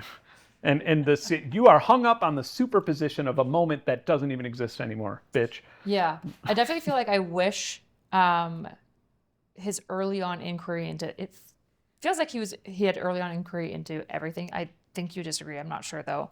Got lost very quickly with popularity, which is very sad. It was the C16 stuff, I think. Everybody's politics. People say like for normal people, like everybody's defined by the trauma with their parents. Yeah. In the YouTube and like political world, everybody's political positions is defined by their trauma of whoever bullied them last. And I think do you know the Bill C16 stuff in Canada or whatever? I thought he went more crazy with the C16 stuff is where he popped off, but it was more so people like attacking him over the trans stuff specifically, or is that what you mean when you say C16? That was okay, for the 6, yeah. Okay. Canada has some fucking Canadian Human Bill of Rights or some bullshit, and they added some part to it that was like included like trans people ostensibly, but it wasn't like a hard rule. Like, and he took it like literally as if you could be arrested when that. Yeah, and he was didn't even the Parliament say like. He was concerned about compelled speech. Like, but the meme became like, if you accidentally misgendered somebody, the fucking gender police are going to show up and fucking beam you off to maximum security Indigenous persons prison or something.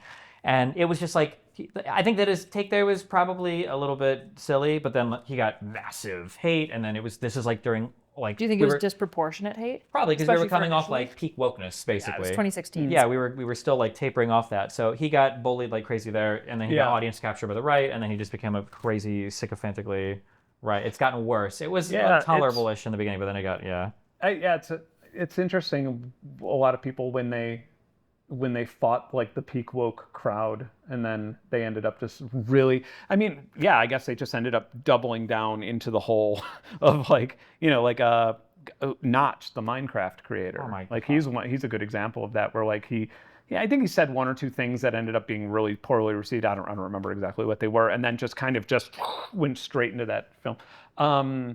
Do you know Glinner? Graham Grimer? Glinner. He's that's what his X handle was, but he's just like a basically a professional anti-trans activist he was one of the writers of the IT Crowd, and he was a writer, and he just like really went down this crazy path, just defending J.K. Rowling. Okay. Like, and so I mean, it's like, and J.K. Rowling's another example of that, where like she said a few things that like maybe were a little misinformed. They were like off, and then like people freaked the fuck out, and then they just got like more extreme. Do I know a great example of somebody who like said something that was like a little bit misinformed and then made a great rebound? My friend Bill, who's in the other room, he said, correct me if I'm wrong, Bill, but he said somebody was calling him out for working with a mastering engineer or something, who said a bunch of things like, you know, men shouldn't be in women's sports, blah blah blah, and it was about combat sports. And Bill said, wait a minute, you mean to tell me that if I just joined the UFC and started beating the shit out of women, that everybody'd be okay with this? And then the pile-on started happening. And he messaged me, he was like, hey man, I feel like I'm gonna get canceled, like this is really bad. And it was bad, it was fucking crazy.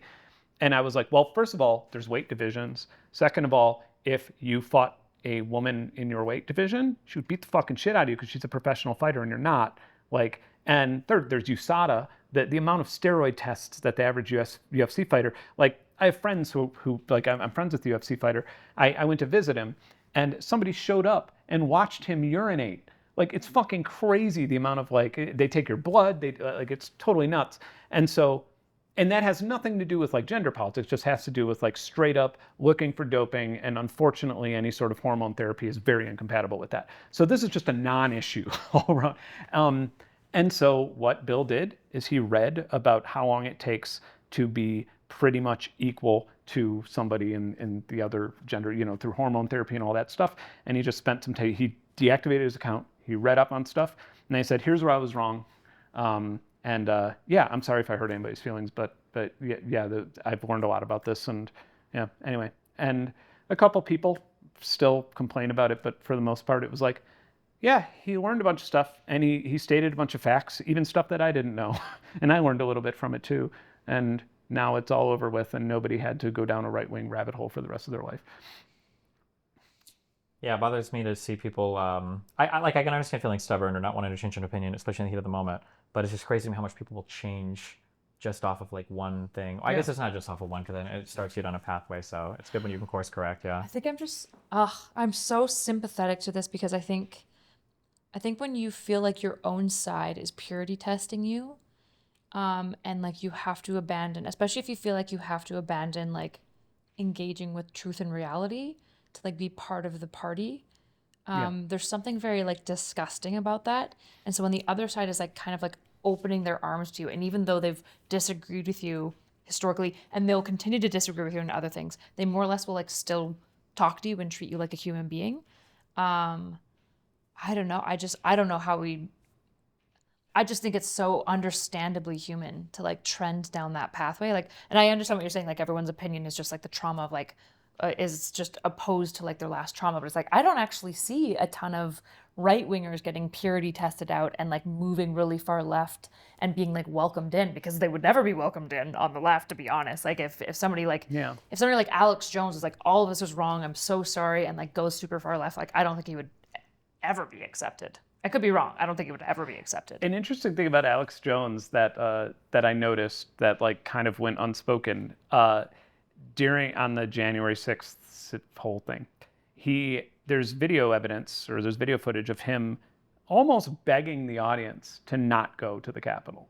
Like, he's just like, don't go, it's done, go home. You know, he's just like, let's go over here, have a party. Let's go do this. Let's go do this instead. And yeah, and I mean, it's things like that where it's like, nobody really mentioned that, where he kind of knew, like, this is going to be really bad. It's going to look bad for everybody. Who knows if it was like self-interest, or if it was like, no, this would actually be a bad idea. It was self-interest, fuck him. Yeah, I'm sure it was. They changed their tune, because I watched all of the InfoWars coverage going back on J6, and after Ashley Babbitt got shot and the National Guard showed up, and it was becoming very obvious that this was not going to work, a lot of them, it was really funny, because on InfoWars, I don't remember the name of this particular host, because Alex Jones was at the Capitol. Yeah. The guy is so funny, because they're literally saying, like 4 hours earlier, these are what real American patriots look like. this is not BLM, this is not Antifa, these are real American patriots. And 4 hours later, Alex Jones, and it might be Owen Schreier are on a thing, and they're like, it's all Antifa out here. Like, we haven't seen, it's all Antifa. We don't know any of these guys. Like, we don't know these people. It's crazy. And it's like, but it was because there's obviously that you kind of loss. You gotta sell your supplements, I guess. Yeah, but I do agree that like the internet hate mobs are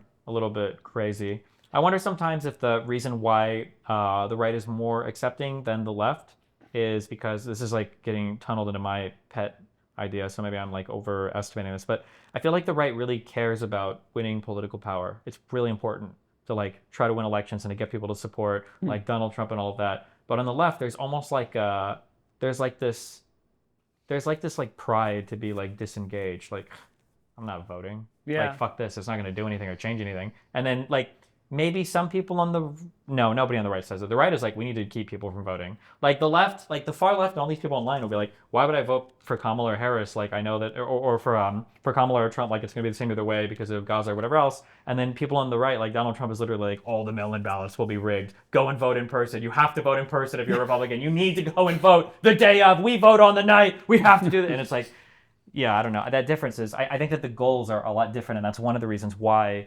like, frustratingly, people on the left are perceived as not being as accepting of people coming back because they don't need them and they don't want them and it doesn't matter to their project. It wasn't always that way. I have clear memories of like when we started invading Iraq, like me and my friends, not the government. No, yeah, I mean, like in the second Iraq War, you know, there was like massive protests in Chicago at the time and stuff. And I used to like go to a diner and a bar with a group of friends, and like literally half of us were like pro fucking nuke Iraq, and the other half was like, hell no, like we need to get out of there right now. And we would have heated debates over beers and all hug it in, you know, nobody hated each other over it. And like, so one thing about all of that, big cough. One thing about all of that is like, Donald Trump kind of did come in and bring things to the next level.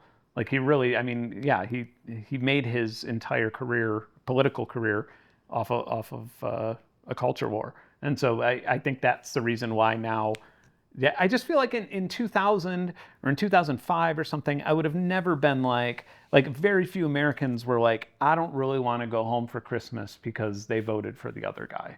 Like, I feel like that's a thing that's now that wasn't then. I think a lot of it is, I think it's impossible to separate it all out. But I think that Donald Trump came up as part of this new world of fast technology and scrolling apps and everything else.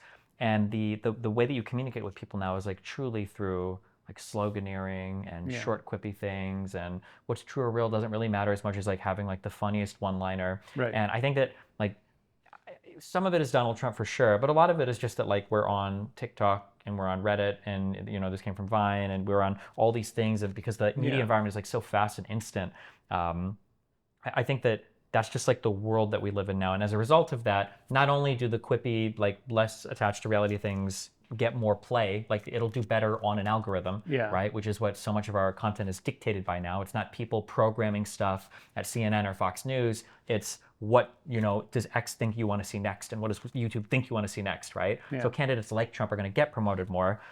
You also run into this weird world where, because it's so much more accessible and because so many people can make money on it now, right? I can make money showing young kids certain things about politics. Now fucking every single fucking thing has like political alignment. All the things are politically aligned now. Like you mentioned before that you liked MMA and everything. I'm like, damn, that's like a right-wing fucking sport now. Yeah, it's funny because I just said something about, like, I've always been very like into MMA. I mean, I boxed when I was a kid. I've had MMA fights. It's not like a secret. And just lately, people have been kind of calling me out because it's right wing. And like my only response is like, can you think of any other major sport where like headline events that you have to pay per view for have like 2 Brazilian lesbians? Like, that's not a thing anywhere else. Like, it's always men everywhere. It's always like, it is by far the most diverse sport and the most accepting of like the most like gender and ethnically accepting sport by far. And yes, like Dana White, nobody involved in like UFC lore, like big UFC, likes Dana White. Like, he's not a liked like, we've hated him this entire time. We think he's a fucking asshole. He doesn't pay fighters enough. He took away their sponsorships. He sold the company. Like, there's so many reasons why Dana White's an asshole. This is just one of the many. And that's how I feel like most hardcore UFC fans look at that. And weirdly, it's gotten adopted by, I mean, Joe Rogan's always been a part of it, but yeah, I guess Donald Trump started showing up to events now. Yeah. We'd Jake say like Shields. hardcore fans might feel that way, but unfortunately, it comes down to how many people can you sell tickets to, which the hardcore people ended up getting outbid. Yeah. So now you look at like boxing now is like the biggest exhibition matches, which are all done by like fucking Jake Paul and shit, who's also like a super big Trump supporter, and it's just all of it's like so weird and cringe and. If you really hate Donald Trump and you're interested in mixed martial arts, there is a fighter named Colby Covington who went full on Donald Trump MAGA world. I mean, just cringy levels of like, and Trump loved him and brought him to the White House and took a picture with him. And then he fought for the title, and he was really like the betting odds were in his favor and everything. And Trump went to see him fight, and he got his ass fucking kicked for 25 minutes. Like, just. Didn't even get knocked out or submitted, just got his ass kicked for 25 minutes, and then he just made his comeback fight and got his ass kicked again. And that's the beautiful thing about MMA, is that Donald Trump's fighter. You can't watch Ben Shapiro get the shit kicked out of him. You want to. Creator Clash will happen. There was one time where it almost happened. Where Really? I don't remember what was the interview that he gave where he was sitting next to. She was a big trans woman. Yeah. But it was something about like I don't think. Yeah. Yeah, like, well, I don't think trans women are real. And she like turned and looked at him. She's like, why did you say this or whatever? Wow. Yeah. And he was like, It's a funny. it's funny. Yeah, that's good. It's a funny thing. But yeah. I hate consumers. It's their fault that everything's turning into shit. Yeah. And no, I'm just kidding. Hey, No. Eddie Bernay. We should have, when self-checkout became a thing, we should have said, fuck you, I'm not shopping here anymore. We broke the whole thing by allowing that. God, I love We knew it. We knew why self-checkout was coming. We knew it wasn't to make the prices cheaper in the store. We knew it was to fire the staff that was helping us. And we took it, and we went with it anyway. Well, any other final thoughts or things you want to get to, or things you want to chat about, or? I think we covered a lot of ground, especially with tomorrow. Yeah. Okay. Well, thanks a lot for joining us. Where can people find you if they're looking for your stuff? They could just search my name. They'll find it. Well, There's Paul? yeah, just How do you spell your name? 'Cause it BennJordan, Benn Jordan. Yeah, it's two first names. invested in a second N there for no reason at all. Yeah, it's private equity firm wants to buy it. I want to thank you for coming here, by the way. Yeah, thanks for hosting us. Yeah, I'm glad that this worked out. Well, I'm glad. Yeah. It was literally as cool and easy as I figured it would be. So cool. Lucy, any last thoughts? Oh, she's tired. Thank you. That's gonna get a good sniff. Thank you. Yeah.